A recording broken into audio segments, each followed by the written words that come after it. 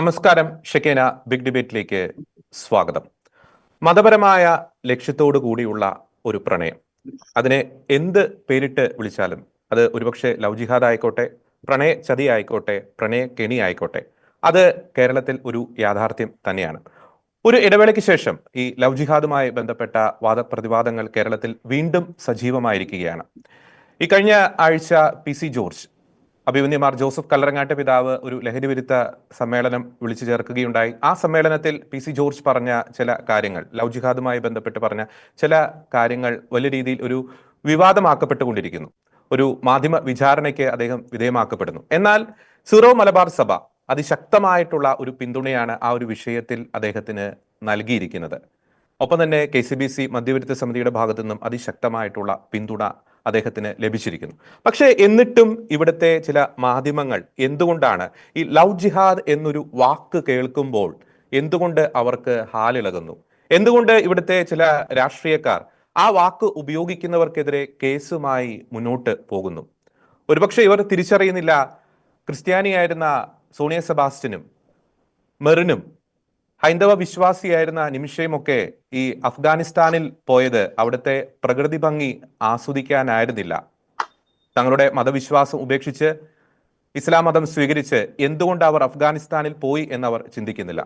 ഒപ്പം തന്നെ ചില പ്രത്യേക പ്രണയത്തിൽ പെൺകുട്ടികൾ അകപ്പെടുമ്പോൾ, അത് ക്രൈസ്തവ ഹൈന്ദവ പെൺകുട്ടികൾ അകപ്പെടുമ്പോൾ തങ്ങളുടെ മതവിശ്വാസം ഉപേക്ഷിക്കുക എന്ന നിബന്ധന അവരുടെ മേൽ എന്തുകൊണ്ട് അടിച്ചേൽപ്പിക്കപ്പെടുന്നു? പ്രണയത്തിന് മുകളിൽ ഒരു മതവിശ്വാസം എന്തുകൊണ്ട് ചില പ്രണയങ്ങളിൽ പ്രയോറിറ്റൈസ് ചെയ്യപ്പെടുന്നു? അത്തരം യാഥാർത്ഥ്യങ്ങളിലേക്ക് എന്തുകൊണ്ട് അന്വേഷണങ്ങൾ പോകുന്നില്ല? എന്തുകൊണ്ട് അത്തരത്തിലുള്ള പ്രസ്താവനകൾ ഉത്തരവാദിത്തപ്പെട്ട രാഷ്ട്രീയ നേതാക്കളുടെ ഭാഗത്തു നിന്ന് ഉണ്ടാകുന്നില്ല?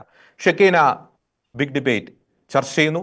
PC ജോർജ് പറഞ്ഞ ലവ് ജിഹാദ്, അതിൻ്റെ ഒരു യാഥാർത്ഥ്യം എത്രത്തോളം ഉണ്ട്? ഈ വിഷയത്തിൽ ഇന്ന് നമ്മോട് പ്രതികരിക്കാൻ നമ്മോടൊപ്പമുള്ളത് BJP-യിൽ നിന്നും ശ്രീ അഡ്വക്കേറ്റ് S ജയസൂര്യൻ, ഒപ്പം തന്നെ മാധ്യമപ്രവർത്തകൻ ശ്രീ ജോൺസൺ കൊച്ചുപറമ്പൻ, ഒപ്പം താമരശ്ശേരി രൂപത കത്തോലിക്ക കോൺഗ്രസിന്റെ ഡയറക്ടർ ഫാദർ സെബിൻ തുമ്മുളിൽ. 3 പേർക്കും ഈ ചർച്ചയിലേക്ക് സ്വാഗതം. ആദ്യം ശ്രീ അഡ്വക്കേറ്റ് S ജയസൂര്യൻ, ഒരു സിമ്പിൾ ആയിട്ടുള്ള ഒരു ക്വസ്റ്റ്യൻ. ഈ പ്രണയം എങ്ങനെ ജിഹാദായി മാറുന്നു? അതാണല്ലോ ഈ ലവ് ജിഹാദ് എന്ന ഒരു വാക്ക് ആവിർഭവിക്കുവാനുള്ള ഒരു കാര്യം. എങ്ങനെയാണ് ചില പ്രണയങ്ങൾ ഒരു ജിഹാദായി മാറുന്നത്? എന്താണ് ആ ഒരു അജണ്ടയ്ക്ക് പിന്നിൽ? അങ്ങയുടെ അനുഭവത്തിന്റെ വെളിച്ചത്തിൽ നിന്ന് അങ്ങേക്ക് സംസാരിക്കാം. ശ്രീ ജയസൂര്യൻ. പ്രണയം ജിഹാദായി മാറുന്നതല്ല, ജിഹാദിന്റെ പല രൂപങ്ങളിൽ ഒന്ന് പ്രണയമായി അവർ ഉപയോഗിക്കുന്നതാണ്. അതായത് ജിഹാദിന് പൊതുവായ ഒരു ലക്ഷ്യമുണ്ട്. ലോകം ഇന്ന് സ്വീകരിച്ചിരിക്കുന്ന രാജ്യങ്ങളുടെ അതിർത്തികളോ അല്ലെങ്കിൽ ജനാധിപത്യ കമ്മ്യൂണിസ്റ്റ് പോലെയുള്ള ഭരണക്രമങ്ങളോ ഇസ്ലാമിന്റെ അടിസ്ഥാന ചിന്തയ്ക്ക് വിരുദ്ധമാണ്. അതുകൊണ്ട് അവർ പറയുന്നു, നമുക്ക് ഈ പറയുന്ന കൃത്രിമമായ അതിർത്തികൾ, രാജ്യങ്ങൾ, ഇത് അംഗീകരിക്കേണ്ട കാര്യമില്ല. അതുപോലെ തന്നെ ജനാധിപത്യം, സോഷ്യലിസം, കമ്മ്യൂണിസം, ഇങ്ങനെയൊക്കെയുള്ള ഇസങ്ങളെയും അംഗീകരിക്കേണ്ട കാര്യമില്ല. അതുകൊണ്ട് നമ്മുടെ രാജ്യം സ്ഥാപിക്കാൻ ആവശ്യമായ ഒരു സാമൂഹിക അന്തരീക്ഷം ഉണ്ടാക്കണമെങ്കിൽ അത് മതപരമായ അന്തരീക്ഷം തന്നെ ആയിരിക്കണം, അതല്ലാതെ പറ്റില്ല. രാഷ്ട്രീയം എന്നുള്ളത് ഇസ്ലാമിന്റെ രാഷ്ട്രീയമായിരിക്കണം, സാമ്പത്തികം ഇസ്ലാമിന്റെ സാമ്പത്തികമായിരിക്കണം, വിദ്യാഭ്യാസം അത് ഇസ്ലാമിൻ്റെതായിരിക്കണം, ഭക്ഷണം, വസ്ത്രം എന്ന് വേണ്ട എല്ലാ മേഖലകളും ഖുറാന്റെ നിർവചനം അനുസരിച്ച്, അള്ളാഹുവിന്റെ നിർദ്ദേശം അനുസരിച്ച് മാത്രമായിരിക്കണം എന്നുള്ള അടിസ്ഥാന വിശ്വാസം. അതുകൊണ്ടാണ് ഏത് രീതിയിലും പ്രായോഗികമാക്കാൻ ഉള്ള ഒരു പദ്ധതിയായി ജിഹാദിനെ എടുത്തിരിക്കുന്നത്. വളരെ പവിത്രമായിട്ടുള്ള ഒരു ലക്ഷ്യം എന്നുള്ള നിലയിലാണ് ജിഹാദിനെ അവർ കാണുന്നത്. അതിൽ ഒരു ഭാഗം മാത്രമാണ്. മറ്റൊരു കാര്യം കൂടി, ഈ ലവ് ജിഹാദുമായി ബന്ധപ്പെട്ട അത്തരം കാര്യങ്ങളൊക്കെ ഉന്നയിക്കുമ്പോൾ മറു സൈഡിൽ നിന്ന് ഉയർന്നു വരുന്ന ഒരു വാദമാണ്, പ്രത്യേകിച്ച് BJP ആ ഒരു പാർട്ടിയെ അറ്റാക്ക് ചെയ്യാൻ മറു സൈഡിൽ നിന്ന് ഉയർന്നു വരുന്ന വാദമാണ്, പാർലമെന്റിൽ കേന്ദ്ര ആഭ്യന്തരമന്ത്രി തന്നെ ഇതിന് മറുപടി നൽകിയിട്ടുണ്ട്. ലവ് ജിഹാദ് എന്ന പേരിൽ ഒരു സംവിധാനമോ ഒരു സംഘടനയോ പ്രവർത്തിക്കുന്നില്ല. അത് മറുപടി പറയാനുള്ള ഒരു സാഹചര്യം നമുക്ക് വ്യക്തമായിട്ട് അറിയാം. ചാലക്കുടി MP ആയിരുന്ന ബെന്നി ബെഹനാൻ ചോദിച്ച ആ ഒരു ചോദ്യത്തിന് ഉത്തരമാണ്. ആ ചോദ്യത്തിന്റെ നിഷ്കളങ്കത എത്രത്തോളം ഉണ്ട് എന്ന് പിന്നീട് നമുക്ക് വ്യക്തമായതുമാണ്. അപ്പോൾ ആ ഒരു വാദഗതിയെ എങ്ങനെ നേരിടാൻ സാധിക്കും? പ്രത്യേകിച്ച് അങ്ങയുടെ ഒരു അനുഭവത്തിന്റെ വെളിച്ചത്തിൽ ഈ ലവ് ജിഹാദ് എന്ന് പറയുന്ന ഒരു സംഘടന അല്ലെങ്കിൽ സംവിധാനം ആ പേരിൽ ഒരു ബോർഡും വെച്ച് ഇങ്ങനെ പ്രവർത്തിക്കുന്നില്ല എന്നൊരു യാഥാർത്ഥ്യമാണ്. പക്ഷേ കണക്ക് എവിടെ എന്ന് ചിലർ ചോദിക്കുന്നു. ആ ഒരു വാദഗതിക്ക് എന്ത് മറുപടിയാണ് നമുക്ക് നൽകാൻ സാധിക്കുക? കണക്കുകൾ, കൃത്യമായിട്ടുള്ള ഡേറ്റ പറയുന്ന ക്രൈസ്തവ സഭകളുടെ കയ്യിലാണെങ്കിലും ഇത് ഉന്നയിക്കുന്നത് ശക്തമായ പൊതുസമൂഹത്തിന് മുന്നിൽ ഉന്നയിക്കുന്ന BJP-യുടെ ഭാഗത്തു നിന്നാണെങ്കിലും കൃത്യമായിട്ടുള്ള ഡേറ്റ കൈവശമുണ്ടോ ശ്രീ ജയസൂര്യൻ? അതായത് കൃത്യമായ ഡേറ്റ വെച്ചുകൊണ്ട് തെളിയിക്കാൻ കഴിയുന്ന ഒരു കാര്യമേ അല്ല ഇത്. അതിന് കാരണങ്ങൾ ഉണ്ട്. കൃത്യമായിട്ട് പറഞ്ഞാൽ നമ്മുടെ CRPC, CPC, IPC, CRPC ഇപ്പോഴത്തെ പുതിയ സംവിധാനങ്ങൾ എന്ത് തന്നെയാണെങ്കിലും ഭരണഘടനയുടെയോ അല്ലെങ്കിൽ നിയമ സംവിധാനങ്ങളുടെയോ ഏതെങ്കിലും നിർവചനത്തിനകത്ത് ലവ് ജിഹാദ് എന്നൊരു വാക്കുണ്ടോ എന്നാണ് കോടതിക്ക് ചോദിക്കാൻ പറ്റുക. അത് മുനിസിപ്പൽ കോടതിയാണെങ്കിലും സുപ്രീം കോടതിയാണെങ്കിലും ഈ ചോദ്യം ചോദിക്കും. കാരണം അവർ നിയമത്തെ വ്യാഖ്യാനിക്കുന്നവരും നിയമത്തിന്റെ വ്യാഖ്യാനം അനുസരിച്ച് വിധി പ്രഖ്യാപിക്കുന്നവരുമാണ്. അപ്പൊ അവർ നോക്കുമ്പോൾ CRPC-യിൽ ലവ് ജിഹാദ് ഇല്ല, IPC-യിൽ ലവ് ജിഹാദ് ഇല്ല, ഇപ്പോഴത്തെ ഏതൊരു നിയമ സംവിധാനത്തിലും ഈ പറഞ്ഞ ലവ് ജിഹാദ് ഇല്ല, ഭരണഘടനയിൽ ലവ് ജിഹാദ് ഇല്ല. അപ്പോൾ ഇല്ലാത്ത ഒരു കാര്യം ഉണ്ട് എന്ന് സമ്മതിക്കാൻ കോടതി തയ്യാറല്ല. ഇതാണ് കോടതിയുടെ നിലപാട്. പിന്നെ ലവ് ജിഹാദ് എന്ന് പറയുന്ന സംഘടനയില്ല, സംഘടനയ്ക്ക് രജിസ്ട്രേഷൻ ഇല്ല, ഓഫീസ് ഇല്ല, ബോർഡ്, ഒരു ലീഗൽ എൻറ്റിറ്റി ഇല്ല. പിന്നെ എന്താണ് ലവ് ജിഹാദ്? തെളിയിക്കപ്പെട്ട ഡാറ്റകൾ ഇല്ല, യാതൊരു ഡാറ്റയും ഇല്ല എന്ന് പറയാം. ഇത് പറയുമ്പോൾ ഇല്ലാത്ത പല കാര്യങ്ങളുമുണ്ട്. ഇപ്പോ ആത്മവിശ്വാസം എന്നൊരു സംഗതി, ആത്മവിശ്വാസത്തിന് രജിസ്ട്രേഷൻ ഇല്ല, ബോർഡില്ല, സംഘടനയില്ല, ഭാരവാഹിയില്ല എന്ന് കരുതി ആത്മവിശ്വാസം ഉണ്ടോ ഇല്ലയോ എന്നുള്ള കാര്യത്തിൽ ആർക്കും തർക്കമില്ല.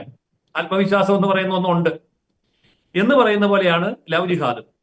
അതായത് നിയമപരമായിട്ടോ ഭൗതികമായിട്ടോ നമുക്ക് എടുത്തു പറയാൻ കഴിയുന്ന തെളിവുകളുടെ അടിസ്ഥാനത്തിൽ വ്യാഖ്യാനിക്കപ്പെടേണ്ട ഒന്നാണ് സ്നേഹം, ബഹുമാനം, ആത്മവിശ്വാസം എന്നൊക്കെ പറയുന്നത് പോലെ തന്നെയാണ് അതിന്റെ മറുവശം, അതിന്റെ കുറ്റകരമായ ക്രിമിനൽ വശം എടുത്താൽ അവിടെയുമുണ്ട് ഇതുപോലെ തന്നെ ക്രൂരത അല്ലെങ്കിൽ രാക്ഷസീയത എന്നൊക്കെ പറഞ്ഞാൽ അങ്ങനെ ഒരു സ്ഥാപനമുണ്ടോ, അതിന് നിയമമുണ്ടോ, അതിന് നിർവചനമുണ്ടോ, അതിന് സംഘടനയുണ്ടോ എന്നൊക്കെ ചോദിക്കുന്ന പോലെ തന്നെയാണ് ലവ് ജിഹാദ്.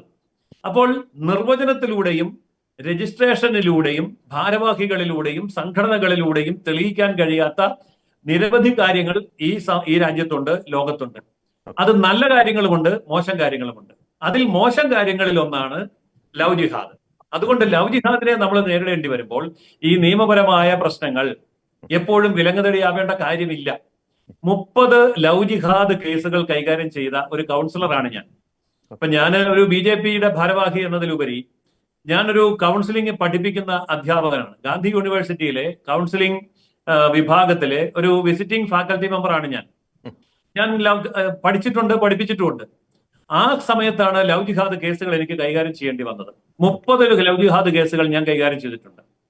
ഇതിലൊക്കെ ഏറ്റവും ഭീകരമായിട്ട് എനിക്ക് തോന്നുന്നത് പെൺകുട്ടികൾ, നഷ്ടപ്പെടുന്ന പെൺകുട്ടികൾ ഹൈലി എഡ്യൂക്കേറ്റഡ് ആണ്, MBBS കഴിഞ്ഞവർ, PhD ഉള്ളവർ, പോസ്റ്റ് ഗ്രാജുവേഷൻ നടത്തുന്നവർ, 20 കോടിയിൽ കൂടുതൽ വീട്ടിൽ ആസ്തിയുള്ളവർ, 20 കോടി മുതൽ 200 കോടി വരെയൊക്കെ ആസ്തിയുള്ളവർ, അങ്ങനെ വലിയ നിലവാരത്തിലുള്ള ഹൈലി എഡ്യൂക്കേറ്റഡ് ഉള്ള പെൺകുട്ടികളാണ് ക്രിസ്ത്യാനികളാണെങ്കിലും ഹിന്ദുക്കളാണെങ്കിലും ലവ് ജിഹാദിൽ പെട്ടുപോകുന്നത്.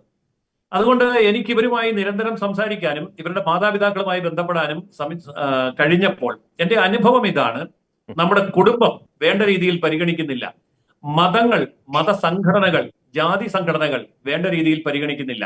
ഇതാണ് എനിക്ക് ഉണ്ടായ അനുഭവം. അതായത് വിശപ്പ് എന്ന് പറഞ്ഞാൽ എല്ലാവർക്കും ഉണ്ട്, ലൈംഗികത എല്ലാവർക്കും ഉണ്ട്.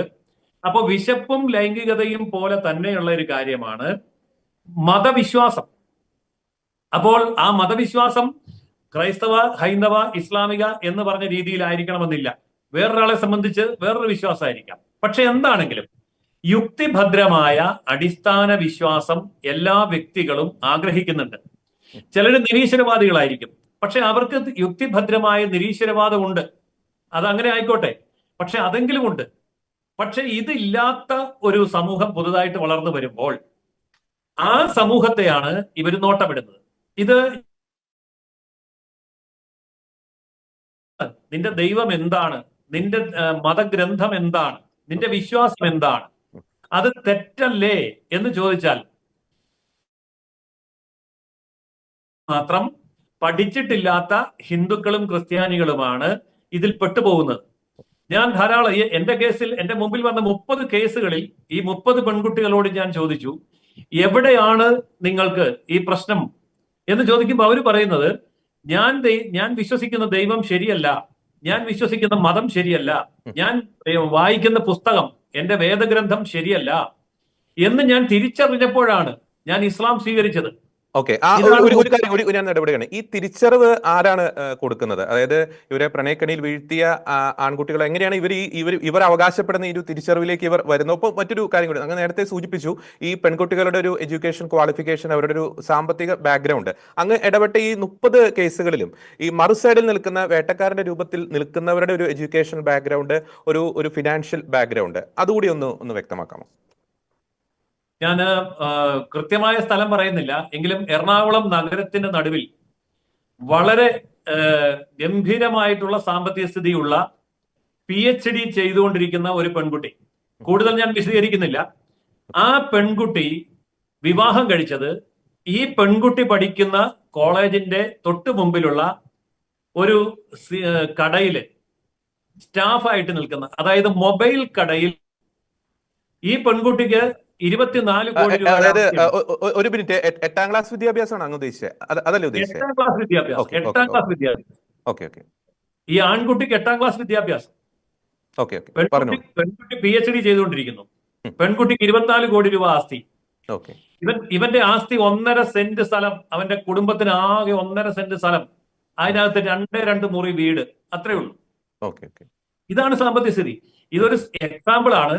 ഞാൻ ഇടപെട്ട മിക്ക കേസുകളിലും ഇങ്ങനെയാണ്. അതായത് ഹൈലി എഡ്യൂക്കേറ്റഡ് ആയിട്ടുള്ള, അല്ലെങ്കിൽ നല്ല രീതിയിൽ സാമ്പത്തിക സ്ഥിതിയുള്ള, നാട്ടിൽ നിലയും വിലയുമുള്ള ആൺകുട്ടികളുടെ കൂടെ അല്ല ഈ പെൺകുട്ടികൾ പോകുന്നത് എന്നുള്ളതാണ്. എന്റെ മനസ്സിൽ നിറയെ ഉദാഹരണങ്ങളുണ്ട്, സമയം കുറവുകൊണ്ട് ഞാൻ അത് പറയുന്നില്ല. അപ്പൊ ഞാൻ അത്ഭുതപ്പെട്ടു പോയ ഒരു കാര്യം ഇതാണ്, എന്തുകൊണ്ട് ഹൈലി എഡ്യൂക്കേറ്റഡ് ആയിട്ടുള്ള ഹിന്ദു ക്രിസ്ത്യൻ പെൺകുട്ടികൾ 10ാം ക്ലാസ് പോലും വിദ്യാഭ്യാസമില്ലാത്ത, ഒരു ദിവസം 500 രൂപ പോലും വരുമാനം ഇല്ലാത്ത, കയറിക്കിടക്കാൻ ഒരു കൂരയില്ലാത്ത ആൾക്കാരുടെ കൂടെ ഇറങ്ങിപ്പോകുന്നു? അപ്പോ ഇത് വളരെ സീരിയസ് ആയിട്ടുള്ള ഒരു വിഷയം. അപ്പൊ ഞാനിത് പെൺകുട്ടികളോട് ചോദിച്ചു, നിങ്ങൾ എന്തുകൊണ്ടാണ് ഈ ഡിസിഷൻ എടുത്തത്? അപ്പൊ അവർ പറയുന്ന മറുപടി, ഈ പറയുന്ന ഭൗതിക സാഹചര്യങ്ങളൊക്കെ നമുക്ക് നാളെ ഉണ്ടാക്കാൻ സാധിക്കും, പക്ഷേ ദൈവത്തിന്റെ രാജ്യത്ത് നമുക്കൊരു സുരക്ഷിതമായ സ്ഥലം കണ്ടെത്തണമെങ്കിൽ പല ത്യാഗങ്ങളും സഹിക്കേണ്ടി വരും. ആ ത്യാഗമാണ് ഞാനിപ്പോൾ സഹിക്കുന്നത്. ഇതാണ് പെൺകുട്ടികൾ പറയുന്ന മറുപടി. അപ്പൊ ഇവരുടെ മനസ്സിലേക്ക് ഈ കാര്യങ്ങൾ വളരെ ശാസ്ത്രീയമായി, എന്ന് പറഞ്ഞാൽ അശാസ്ത്രീയമായി കയറ്റി വിടാനുള്ള പരിശീലനം സിദ്ധിച്ചവരാണ് ഈ വരുന്ന ആൺകുട്ടികൾ. ഞങ്ങൾ അതേക്കുറിച്ച് പഠിച്ചപ്പോൾ മനസ്സിലായ ഒരു കാര്യം, ഈ എങ്ങനെയാണ് ഒരു പെൺകുട്ടിയുടെ മനസ്സിൽ കടന്നു കയറേണ്ടത് എന്നതിനെ സംബന്ധിച്ച് കൃത്യമായ പരിശീലനം ഈ ആൺകുട്ടികൾക്ക് കിട്ടുന്നുണ്ട്. അതില് ഞാൻ ശ്രദ്ധിച്ച ചില കാര്യങ്ങൾ പറയാം. ഇപ്പോൾ മാതാപിതാക്കൾ സാമ്പത്തികമുള്ളവരാണ്, സമൂഹത്തിൽ വലിയ അറിയപ്പെടുന്നവരാണ്, ഉന്നത വിദ്യാഭ്യാസം കിട്ടിയവരാണ്. പക്ഷെ അവരെ സംബന്ധിച്ചിടത്തോളം ഈ പെൺകുട്ടിയുടെ ഡ്രസ്സിങ്ങിനെ കുറിച്ചോ, സൗന്ദര്യത്തെക്കുറിച്ചോ, താല്പര്യങ്ങളെക്കുറിച്ചോ, ഇഷ്ടങ്ങളെക്കുറിച്ചോ, അനിഷ്ടങ്ങളെക്കുറിച്ചോ വീട്ടിൽ സംസാരിക്കുന്നില്ല. ഈ പെൺകുട്ടിയുമായി ഒന്നിച്ചു പോയി ഒരു റെസ്റ്റോറന്റിൽ ഭക്ഷണം കഴിക്കുന്നില്ല. ഈ പെൺകുട്ടിയുടെ ജീവിതത്തിലേക്കും അവരുടെ ചിന്തകളിലേക്കും അവരുടെ വികാരങ്ങളിലേക്കും ഇവർ കടന്നു ചെല്ലുന്നില്ല. ഈ ഗ്യാപ്പ് അവിടെ ഒരു വാക്വം സൃഷ്ടിക്കുകയാണ്. ആ വാക്വമാണ് ഈ 8ാം ക്ലാസ്സുകാരൻ ഫില്ല് ചെയ്യുന്നത്. ഒരു പെൺകുട്ടി എന്നോട് പറഞ്ഞതാണ്, അവനാണ് എന്നെ 3 സ്റ്റാർ ഹോട്ടലിൽ കൊണ്ടുപോയത്, അവനാണ് എനിക്ക് പനി വരുമ്പോൾ ഓരോ മണിക്കൂറിലും എന്നെ ഫോണിൽ വിളിക്കുന്നത്. ആദ്യം അവളെ പ്രശംസിച്ചുകൊണ്ട്, രണ്ടാമത് അവളെ സഹായിച്ചുകൊണ്ട്, മൂന്നാമത് അവൾക്ക് ഇമോഷണലായ സപ്പോർട്ട് കൊടുത്തുകൊണ്ട്, ഇങ്ങനെ. ഓക്കെ, ഞാൻ ഒരു കാര്യം കൂടി, ഈ പറയുന്ന യാതൊരു സാമ്പത്തിക ബാക്ക്ഗ്രൗണ്ടും ഇല്ലാത്ത ഒരു ആൺകുട്ടിക്ക് എങ്ങനെയാണ് ഈ പെൺകുട്ടിയെ ഈ 3 സ്റ്റാർ 4 സ്റ്റാർ ഹോട്ടലിലേക്ക് കൊണ്ടുപോകാൻ സാധിക്കുന്നത്? അതിന്റെ ഒരു ഫിനാൻഷ്യൽ സോഴ്സ് എങ്ങനെയായിരിക്കും ഇവർക്ക് ലഭിക്കുക? ഇതിന്റെ പിന്നില് വളരെ വ്യക്തമായിട്ടുള്ള അജണ്ടയോടുകൂടി പ്രവർത്തിക്കുന്ന വലിയ സംഘടനകൾ ഉണ്ട്. അതായത് ഓരോ പെൺകുട്ടിയെയും മതം മാറ്റി കഴിഞ്ഞാൽ വൻതോതിലുള്ള പ്രതിഫലം ഈ ആൺകുട്ടിക്ക് കിട്ടുന്നുണ്ട് എന്നുള്ള വിഷയമാണ് ഇതിന്റെ പിന്നിൽ പ്രവർത്തിക്കുന്ന കാര്യം. ഇപ്പം മാധവിക്കുട്ടിയെ മതം മാറ്റിയപ്പോൾ നമ്മുടെ MP ഉണ്ടല്ലോ അബ്ദുൾ സമദ് സമദാനിക്ക് എത്ര കിട്ടി എന്നുള്ളത് പോലും ചർച്ചാ വിഷയമായ കാര്യമാണ്. അപ്പോ അവിടെ മുതൽ ആരംഭിച്ച കാര്യമാണ്. അതായത് ഓരോ പെൺകുട്ടിയെയും മതം മാറ്റുമ്പോൾ പെൺകുട്ടിയുടെ നിലവാരവും വിദ്യാഭ്യാസവും സാമ്പത്തികവും അനുസരിച്ച് ഈ ആൺകുട്ടിക്ക് പ്രതിഫലം കിട്ടുന്നുണ്ട്. ആ പ്രതിഫലം കൊടുക്കുന്ന ശക്തികൾ ആരാണ്, അതിന്റെ പിന്നിൽ പ്രവർത്തിക്കുന്ന സംഘടനകൾ ഏതാണ്, ഇത് അന്വേഷിച്ച് കണ്ടുപിടിക്കേണ്ട വസ്തുതയാണ്. വ്യക്തമാണ്. ഞാൻ വീണ്ടും അങ്ങയിലേക്ക് തിരിച്ചു വരാം, മറ്റു അതിഥികളിലേക്ക് പോയിട്ട് അങ്ങയിലേക്ക് തിരിച്ചു വരാം. ഫാദർ സെബിൻ തുമ്മുളിൽ, ഇപ്പോൾ അഡ്വക്കേറ്റ് ശ്രീ ജയസൂര്യൻ പറഞ്ഞ ഒരു പോയിന്റ്, അദ്ദേഹം ഇടപെട്ട കേസുകളിലെ ഒരു കൃത്യമായിട്ടുള്ള ഒരു പാറ്റേൺ, അത് ചില ഞെട്ടിക്കുന്ന യാഥാർത്ഥ്യങ്ങൾ നമുക്ക് തുറന്നു കാണിച്ച് നൽകുന്നുണ്ട്. നമുക്കൊരു നല്ലൊരു പ്രണയം അല്ലെങ്കിൽ ഒരു പ്യുവർ ലവ് എന്നൊക്കെ പറയുമ്പോൾ ഈ ആൺകുട്ടിയും പെൺകുട്ടിയും തമ്മിലുള്ള സംഭാഷണം എന്ന് പറയുന്ന ഒരു റൊമാൻറ്റിക് ആയിട്ടുള്ള അത്തരം കാര്യങ്ങളെക്കുറിച്ചുള്ള ഒരു പോസിറ്റീവ് ആയിരിക്കും, അല്ലെങ്കിൽ രണ്ടുപേരുടെയും ജീവിതത്തെ പോസിറ്റീവ് തലങ്ങളിലേക്ക് നയിക്കുന്ന രീതിയിലുള്ള ഒരു സംസാരങ്ങളൊക്കെ ആയിരിക്കും. പക്ഷെ ഇവിടെ സംഭവിക്കുന്നത് ഇത്തരത്തിലുള്ള പ്രണയക്കെണികൾ ആരംഭിക്കുമ്പോൾ തന്നെ മതപരമായിട്ടുള്ള വിഷയങ്ങൾ അതിൽ ചർച്ചയാകുന്നു. പ്രത്യേകിച്ച് പെൺകുട്ടിയുടെ മതവിശ്വാസത്തെ ഇകഴ്ത്തുന്ന രീതിയിലുള്ള കാര്യങ്ങൾ അതിൽ ചർച്ചയാകുന്നു. അത് വളരെ ഭീകരമായിട്ടുള്ള ഒരു യാഥാർത്ഥ്യം തന്നെയല്ല. അതൊരു പ്രണയമാണോ ശരിക്കും?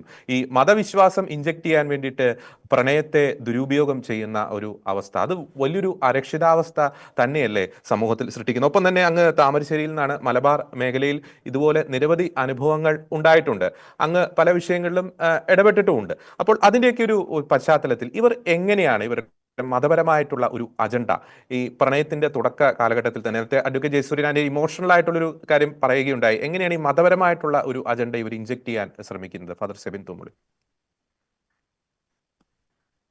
ഇത് തീവ്രവാദപരമായിട്ടുള്ള ഒരു സംഘം ആളുകളുടെ ഗൂഢാലോചനയുടെ ഫലമായിട്ട് രൂപപ്പെടുന്ന ഒരു വിഷയമാണ് ഈ യഥാർത്ഥത്തിൽ ഈ പ്രണയച്ചതി എന്ന് പറയുന്നത്. അതിനെ നമ്മൾ ലവ് ജിഹാദ് എന്ന് വിളിക്കുന്നതാണ് ഇവിടുത്തെ പൊതുസമൂഹത്തിനും രാഷ്ട്രീയ പ്രസ്ഥാനങ്ങൾക്കൊക്കെ വിഷമമാകുന്നത് എങ്കിൽ നമുക്ക് ആ പേര് ഉപേക്ഷിക്കാം. പക്ഷേ തീവ്രവാദ സ്വഭാവത്തോടു കൂടി നിർബന്ധിതമായിട്ട് മതപരിവർത്തനം നടത്തുക എന്ന ലക്ഷ്യത്തോടു കൂടെ പെൺകുട്ടികളെ വശീകരിക്കുകയും അവരെ ലൈംഗികമായിട്ട് ദുരുപയോഗം ചെയ്യുകയും ചെയ്ത് എക്കാലത്തേക്കും അവരെ ട്രാപ്പിൽപ്പെടുത്തിക്കൊണ്ട് വിവാഹം കഴിച്ചോ അല്ലാതെയോ മതം മാറ്റാൻ ശ്രമിക്കുന്ന ഒരു സ്ഥിതിവിശേഷം ഇവിടെ സംജാതമാകുന്നുണ്ട് എന്നുള്ളതിന് യാതൊരു സംശയവുമില്ല. 2001 താമരശ്ശേരി രൂപത ഇതിനെക്കുറിച്ചൊരു ബോധവൽക്കരണം നൽകുന്നതിന് വേണ്ടി വേദപാഠം പഠിക്കുന്ന കുട്ടികൾക്ക് വേണ്ടിയിട്ട് ഒരു പുസ്തകം തയ്യാറാക്കിയപ്പോൾ ഞങ്ങൾ വളരെ കൃത്യതയോടുകൂടി ഞങ്ങളുടെ അനുഭവം ഉൾച്ചേർത്തുകൊണ്ട് ഒരു പാഠ്യപദ്ധതി തയ്യാറാക്കിയിരുന്നു. വർഷത്തിൽ ചെറിയൊരു പിശക് സംഭവിച്ചിരുന്നു. 2021 കാരണം 2021 ആ കാലഘട്ടത്തിൽ അന്ന് ഞങ്ങൾ ഇവിടെ താമരശ്ശേരിയിൽ ഏകദേശം 150 മുകളിൽ ഇത്രയും കേസുകൾ ഡീൽ ചെയ്തിരുന്നു. ആ കേസുകളിലെല്ലാം സമാന സ്വഭാവം ഉള്ള ചില കാര്യങ്ങൾ നമുക്ക് കണ്ടെത്താൻ കിട്ടി. ഈ മോഡുസ് ഓപ്പറാന്തി പോലീസ് സംവിധാനങ്ങളൊക്കെ ഇൻവെസ്റ്റിഗേഷനിൽ പറയുമല്ലോ, ഒരു ക്രൈം സീരീസ് ഓഫ് ക്രൈമിൽ ഒരേ മോഡസ് ഓപ്പറാന്തി ഉപയോഗിക്കുന്നുണ്ട് എങ്കിൽ അത് സാന്ദർഭികമായിട്ട് സംഭവിക്കുന്നതല്ല, മറിച്ച് അതിന് പിന്നിൽ ഒരു സംഘടിതമായിട്ടുള്ള ഗൂഢാലോചനയുണ്ട് എന്നുള്ളതാണ്. അപ്പൊ ഞങ്ങൾക്ക് ഈ സമാനമായിട്ടുള്ള ഈ വിഷയങ്ങളെല്ലാം പഠിച്ചു കഴിഞ്ഞപ്പോൾ ഞങ്ങൾക്ക് മനസ്സിലായി ഇത് വളരെ ഗൗരവപ്പെട്ട ഒരു പ്രശ്നമാണ്, ഇത് സാന്ദർഭിക വശാൽ സംഭവിക്കുന്ന ഒന്നല്ല. അപ്പോൾ അതിനവർ ചെയ്യുന്ന ഒരു കാര്യം നമ്മൾ വളരെ വളരെ ഗൗരവത്തിൽ നമ്മളിത് മനസ്സിലാക്കണം. സമൂഹത്തിലെ ഉന്നത സ്ഥാനീയരായിട്ടുള്ള അല്ലെങ്കിൽ പബ്ലിക് ഫിഗേഴ്സ് ആയിട്ടുള്ള രാഷ്ട്രീയ മേഖലയിൽ സ്വാധീനമുള്ള ഇങ്ങനെയുള്ള കുടുംബങ്ങളിലെ പെൺകുട്ടികളെ ഒന്നും ഇവർ ടാർഗറ്റ് ചെയ്യില്ല. ഇവർ ടാർഗറ്റ് ചെയ്യുന്നത് നല്ല കുലീനത്വമുള്ള ഒരു മിഡിൽ ക്ലാസ് ഫാമിലിയിലുള്ള, പ്രത്യേകിച്ച് ഒരു ഗ്രാമീണ അന്തരീക്ഷത്തിലൊക്കെ കൂടുതലായിട്ടുള്ള, ഞങ്ങൾ ഒരു കാലത്ത് കണ്ടത് അതായിരുന്നു. അപ്പൊ ഒരു കുടുംബ പശ്ചാത്തലത്തിൽ വലിയ സാമ്പത്തിക സ്ഥിതി ഉണ്ടാകില്ല, പക്ഷെ ഒരു കുലീനത്വമുള്ള ഒരു കുടുംബ പശ്ചാത്തലം അവർക്കുണ്ടാകും. മറ്റൊന്ന്, ഈ പെൺകുട്ടികൾ ഒരുപാട് സാമ്പത്തിക സ്ഥിതി ഉള്ളവരല്ല. ഒരു മിഡിൽ ക്ലാസ് ഫാമിലിയിൽ അവരുടെ ആഗ്രഹങ്ങളൊക്കെ ഒരു പരിധി വരെ അപ്പന്റെ ഒക്കെ സാമ്പത്തിക ബുദ്ധിമുട്ടുകൾ ഉള്ളതുകൊണ്ട് അവരുടെ ആഗ്രഹങ്ങളൊക്കെ ഒരു പരിധി വരെ അടക്കിയൊക്കെ വെച്ച് ജീവിക്കുന്ന പെൺകുട്ടികൾ. ഇത്തരം പെൺകുട്ടികളെയാണ് ഇവർ കൂടുതലായിട്ട് ടാർഗറ്റ് ചെയ്തിട്ടുള്ളത്. അത് ഇപ്പൊ ക്രൈസ്തവ സമുദായത്തിലേക്ക് എടുക്കുമ്പോൾ ഞങ്ങളുടെ ഒരു അന്വേഷണത്തിൽ അത് ഏറ്റവും കൂടുതൽ ഈ സുറിയാനി ക്രൈസ്തവരെ ആണ് അത് ഫോക്കസ് ചെയ്തിട്ടുള്ളതെന്ന് എനിക്ക് തോന്നിയിട്ടുണ്ട്. ഹൈന്ദവ സമൂഹത്തിലേക്ക് എടുക്കുമ്പോൾ എനിക്ക് തോന്നുന്നത് ഒരു നായർ വിഭാഗങ്ങൾ, അതൊരു പക്ഷേ അഡ്വക്കേറ്റ് ജയസൂര്യന് കൂടുതലായിട്ട് അതിനെക്കുറിച്ച് പറയാൻ സാധിക്കുമെന്ന് വിചാരിക്കുകയാണ്. ഞാൻ അതിന്റെ ഒരു കമ്മ്യൂണിറ്റി ബേസിസ് പറഞ്ഞതാണ്. അപ്പൊ എന്തുകൊണ്ടാണ് ഇത് സംഭവിക്കുന്നതെന്ന് ചോദിച്ചാൽ, നല്ല പ്രതികരണ ശേഷിയുള്ള രാഷ്ട്രീയ സ്വാധീനമൊക്കെ ഉള്ള ആളുകളാകുമ്പോൾ ഇത്തരം വിഷയങ്ങൾ അവരെ ബാധിച്ചു കഴിഞ്ഞാൽ സ്വാഭാവികമായിട്ടും അത് ശക്തമായിട്ട് പുറം ലോകത്തേക്ക് എത്തും. ഇതങ്ങനെ എത്താത്ത ഒരു സ്ഥിതിയിലുള്ള കുടുംബങ്ങളെയാണ് ഇവർ ട്രാക്ക് ചെയ്യുക, ട്രേസ് ചെയ്യുക. അപ്പോൾ ഇവര് ഒരു ബുദ്ധിമുട്ട് സംഭവിച്ചു കഴിയുമ്പോൾ ഇവരിതിനെ ഒളിച്ചാണ് ശ്രമിക്കുക എന്നുള്ളതാണ് യാഥാർത്ഥ്യം. ഞാനൊരു റീസെന്റ് ആയിട്ടുള്ള ഒരു എക്സാമ്പിൾ പറയാം. നമ്മളൊക്കെ സോഷ്യൽ മീഡിയയിൽ കണ്ടതാണ്. ഇതിനകത്ത് പ്രണയത്തിന്റെ എലമെന്റ് എത്രമാത്രം ഉണ്ടെന്ന് ഞങ്ങളുടെ അന്വേഷണത്തിൽ ഞങ്ങൾക്ക് മനസ്സിലായിട്ടില്ല. പക്ഷേ ഒരു ഉണ്ടായിരുന്ന ഒരു പെൺകുട്ടി, ഒരു നിമിഷ സജി മരിയ എന്ന് പറയുന്ന ഒരു പെൺകുട്ടിയുടെ അവരും ഇസ്ലാമിലേക്ക് മതം മാറുന്നു. ഫിദ ഫാത്തിമ എന്ന പേരിൽ മതം മാറുന്നതുമായിട്ട് ബന്ധപ്പെട്ട് ഒരു സോഷ്യൽ മീഡിയയിൽ ഒരു സർട്ടിഫിക്കറ്റ് പിന്നെ ഒരിക്കൽ ഒരു 3-4 മാസം മുമ്പ് റിലീസ് ചെയ്യപ്പെട്ടിരുന്നു. നിങ്ങൾ ശ്രദ്ധിച്ചിട്ടുണ്ടാകുമെന്ന് ഞാൻ വിചാരിക്കുക. ഈ പെൺകുട്ടിയുടെ മാതാപിതാക്കൾ ഞങ്ങളെ സമീപിച്ചിരുന്നു. ഈ പെൺകുട്ടിയെ ഈ ചതി വലയത്തിൽ നിന്ന് എങ്ങനെയെങ്കിലും രക്ഷിക്കണം.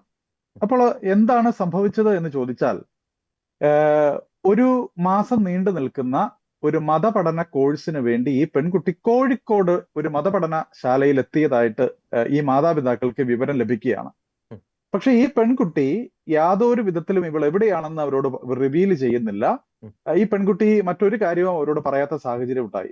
പിന്നെ ഞങ്ങളുടേതായിട്ടുള്ള അന്വേഷണം നടത്തിയപ്പോൾ അത് ഈ സമസ്തയുടേതൊക്കെയാണെന്നാണ് ഞാൻ മനസ്സിലാക്കുന്നത്. അവരുടെ ഒരു മതപഠന കേന്ദ്രത്തിലാണ് ഈ പെൺകുട്ടി ഉള്ളത്. ആ പെൺകുട്ടി അവിടെ 1 മാസത്തെ കോഴ്സ് ചെയ്തു. കൂടുതൽ ആ പെൺകുട്ടിയോട് പിന്നെ ഈ മാതാപിതാക്കൾ സംസാരിച്ചപ്പോൾ ഒരു കാര്യം വ്യക്തമായത്, അവിടെ ആ പെൺകുട്ടി മാത്രമല്ല, ഈ കോട്ടയം, പാല ആ പ്രദേശങ്ങളിൽ നിന്നൊക്കെയായി ഒരു 10-15ഓളം ക്രിസ്ത്യൻ പെൺകുട്ടികൾ ഇതുപോലെ തന്നെ മതപരിവർത്തനത്തിന് വേണ്ടി അവിടെ വന്നിരിക്കുന്നു എന്ന കാര്യമാണ് ഞങ്ങൾക്ക് അറിയാൻ കഴിഞ്ഞത്. ഈ കോഴ്സ് ചൂസ് ചെയ്യാനുള്ള ഒരു സാഹചര്യം എന്തെങ്കിലും വ്യക്തമാക്കിയിരുന്നോ? കോഴ്സ് ചൂസ് ചെയ്യുക എന്ന് പറഞ്ഞാൽ ഇവര് നിയമപരമായിട്ട് മതം മാറാൻ ഇവർക്ക് ഈ കോഴ്സ് കംപ്ലീറ്റ് ചെയ്യേണ്ടതുണ്ട് എന്നുള്ളതാണ് ഞാൻ മനസ്സിലാക്കുന്നത്. അതുകൊണ്ടായിരിക്കാം അത് സംഭവിക്കുക. പക്ഷെ നമ്മൾ ചിന്തിക്കേണ്ട ഒരു കാര്യം, ഒരു 18 ഇവിടെ ഈ രാജ്യത്ത് നിലനിൽക്കുന്ന ഒരു നിയമം, 18 വയസ്സ് കഴിഞ്ഞു കഴിഞ്ഞാൽ എല്ലാവർക്കും അവരുടേതായിട്ടുള്ള ഇഷ്ടങ്ങൾക്കനുസരിച്ച് ജീവിക്കാൻ, വിശ്വാസം തിരഞ്ഞെടുക്കാനുള്ള അവകാശമുണ്ട് എന്നൊക്കെ പറയുമ്പോൾ ഈ പെൺകുട്ടികൾ ഏതെങ്കിലും തരത്തിൽ ട്രാപ്പിലായതിന്റെ പശ്ചാത്തലത്തിലാണോ ഇവര് മതപരിവർത്തനത്തിന് ശ്രമിക്കുന്നത് എന്നുള്ള കാര്യത്തിന് ഇവിടെ യാതൊരു വിധത്തിലുള്ള അന്വേഷണവും നടക്കുന്നില്ല. അതാണ് നമ്മുടെ നിയമത്തിന്റെ ഒരു പ്രശ്നം. ഇപ്പോൾ സഭയെ സംബന്ധിച്ച്, ഞങ്ങൾ അച്ഛന്മാരെ സംബന്ധിച്ചിടത്തോളം ഞങ്ങളൊരു പാരലൽ പോലീസ് സംവിധാനമൊന്നുമല്ല. പക്ഷെ ഞങ്ങളുടെ വിശ്വാസ സമൂഹം, ഞങ്ങളുടെ ഈ കുട്ടികളുടെ മാതാപിതാക്കൾ അവരുടെ ദയനീയമായിട്ടുള്ള അവസ്ഥയുമായിട്ട് ഞങ്ങളുടെ അടുത്ത് എത്തുമ്പോൾ, ഞങ്ങളുടെ ഒരു ഇന്റേണൽ സർക്കിളിൽ നിന്നുകൊണ്ട് ഞങ്ങൾ ഇതിനെക്കുറിച്ച് അന്വേഷിക്കുമ്പോൾ ഞങ്ങൾ കണ്ടെത്തുന്ന ചില യാഥാർത്ഥ്യങ്ങളുണ്ട്. ആ യാഥാർത്ഥ്യങ്ങൾ 100% സത്യമാണ് എന്ന് ഞങ്ങൾക്ക് ഉറപ്പുള്ളത് കൊണ്ടാണ് ഇനി ഇത്തരം ചതിപ്രയോഗങ്ങൾ മറ്റ് കുട്ടികൾക്ക് സംഭവിക്കാതിരിക്കുന്നതിന് വേണ്ടി ഞങ്ങൾ ബോധവൽക്കരണങ്ങൾ നടത്തുന്നത്. പക്ഷെ 2021 ഞങ്ങൾ ഈ ബോധവൽക്കരണത്തിനുള്ള ഒരു ശ്രമം നടത്തിയപ്പോൾ ഞങ്ങൾ ഏതോ വലിയ മാരകപാപം ചെയ്ത തരത്തിലാണ്, മഹാപാതകം ചെയ്ത തരത്തിൽ ഞങ്ങളെ വർഗീയരായിട്ട് ചിത്രീകരിക്കാനുള്ള ബോധപൂർവമായിട്ടുള്ള ശ്രമമാണ് ഇവിടെ ഉണ്ടായത്. ഇതിനകത്ത് ഒരു കാര്യം കൂടെ ഒന്ന് ചേർത്ത് വെക്കണം. അതായത് നമ്മളുടെ രാഷ്ട്രീയ സംവിധാനം ഒരു ലെഫ്റ്റിസ്റ്റ് ആശയത്തിലേക്ക് ശക്തമായിട്ട് പോയിരിക്കുകയാണ്. ലിബറലിസം ഒരു വശത്ത് നിൽക്കുന്നു, മറുവശത്ത് ഒരുതരം സ്യൂഡോ സെക്യുലറിസം ശക്തമായിരിക്കുകയാണ്. അപ്പോൾ ഈ ലിബറലിസവും സ്യൂഡോ സെക്യുലറിസവും രാഷ്ട്രീയത്തെ ശക്തമായിട്ട് സ്വാധീനിക്കുന്നത് കൊണ്ട് മിശ്രവിവാഹം പ്രോത്സാഹിപ്പിക്കപ്പെടേണ്ടതാണ്, അതാണ് പുരോഗമനം എന്നുള്ള ഒരു ലൈനിലാണ് ആളുകളെല്ലാം ചിന്തിക്കുക. അതിപ്പോ വലതുപക്ഷം എന്ന് പറയുന്ന കോൺഗ്രസ് പാർട്ടിയും അത് തന്നെയാണ് ചിന്തിച്ചുകൊണ്ടിരിക്കുന്നത്. എനിക്ക് തോന്നുന്നത് തീവ്ര വലതുപക്ഷം എന്ന് പറയാൻ സാധിക്കുന്ന BJP അവർക്ക് ഒരു മതപരമായിട്ടുള്ള ഒരു കാഴ്ചപ്പാട് വെച്ച് പുലർത്തുന്നതുകൊണ്ട് അവരതിനെ എതിർക്കുന്നുണ്ട് എന്നുള്ളതാണ് അതിന്റെ യാഥാർത്ഥ്യം. പക്ഷെ ഇവിടെയുള്ള പ്രോമിനന്റ് ആയിട്ടുള്ള രാഷ്ട്രീയ പ്രസ്ഥാനങ്ങൾ, അതിൽ പ്രവർത്തിക്കുന്ന പ്രോമിനന്റ് ആയിട്ടുള്ള രാഷ്ട്രീയ നേതാക്കൾ, ഇവരെല്ലാം ഒരു തരം സ്യൂഡോ സെക്യുലറിസ്റ്റ് ലിബറൽ ആശയം വെച്ച് പുലർത്തുകയും ലെഫ്റ്റിസ്റ്റ് ആശയം വെച്ച് പുലർത്തുകയും ചെയ്യുന്നതുകൊണ്ട് അവർ ഇതിനെല്ലാം പ്രൊമോട്ട് ചെയ്യുകയാണ് ചെയ്യുക. ഞാനൊരു സിമ്പിൾ ഒരു ഉദാഹരണം പറഞ്ഞാൽ, ഒരു ഈ ഒരു വർഷക്കാലമായി എന്നാണ് തോന്നുന്നത്, ഒരു കമ്മ്യൂണിസ്റ്റ് പാർട്ടിക്കാരൻ, അദ്ദേഹം അവരുടെ പ്രാദേശികമായിട്ടുള്ള ഒരു നേതാവായിരുന്നു. ആ നേതാവിന്റെ മകൾ ഇതുപോലെ ഒരു പ്രണയ ചതിയിൽ വീണുപോയി എന്ന കാര്യം ഇദ്ദേഹം പുറം ലോകത്തെ അറിയിച്ചതിന്റെ പേരിൽ അവസാനം അദ്ദേഹത്തിന്റെ പാർട്ടിയിലെ അംഗത്വം പോലും, സ്ഥാനങ്ങൾ പോലും നഷ്ടപ്പെടുന്ന സാഹചര്യം ഉണ്ടായി. അപ്പൊ ഞാനിതിവിടെ ഈ സംസാരിക്കുന്നത്, നമ്മൾ ഇവിടെ ഇത് എത്ര ചർച്ച ചെയ്തു കഴിഞ്ഞാലും ഇവിടെയുള്ള ഈ ലിബറൽ ലെഫ്റ്റിസ്റ്റ് സ്യൂഡോ സെക്യുലറിസ്റ്റ് ആയിട്ടുള്ള മനുഷ്യർക്ക് ഇതിന്റെ യാഥാർത്ഥ്യം ഒരിക്കലും മനസ്സിലാകുകയില്ല. അവര് ഇതിനെ തിയറട്ടിക്കൽ ആയിട്ട് അനലൈസ് ചെയ്യാൻ ശ്രമിക്കും. അതല്ലെങ്കിൽ അവര് ഇതിനെന്ത് തെളിവുണ്ടെന്ന് ചോദിക്കും. ജീവിച്ചിരിക്കുന്ന തെളിവുകൾ ഇവരുടെയൊക്കെ ചുറ്റുപാടുണ്ട്. പക്ഷെ അവരെല്ലാം നമുക്ക് പുറത്തേക്ക് എടുത്തുകൊണ്ട് വന്ന് ഈ മാധ്യമങ്ങൾക്ക് മുൻപിലിട്ട് വലിച്ചു കയറാൻ പറ്റിയല്ല. പക്ഷെ എന്നെ കേൾക്കുന്ന പ്രേക്ഷകരോട് ഒരു കാര്യം പറയാനുള്ളത്, നിങ്ങൾ മാതാപിതാക്കൾക്ക് നിങ്ങളുടെ പെൺകുട്ടികളെ ലൈംഗിക ചൂഷണം ചെയ്യപ്പെട്ട് നിർബന്ധിതമായിട്ട് മതപരിവർത്തനത്തിലേക്ക് വീണു പോകുന്ന മക്കളായിട്ട് കാണാതിരിക്കണമെങ്കിൽ അവരെ നിങ്ങൾ സുരക്ഷിത വലയങ്ങളിൽ എത്തിച്ചുകൊള്ളുക.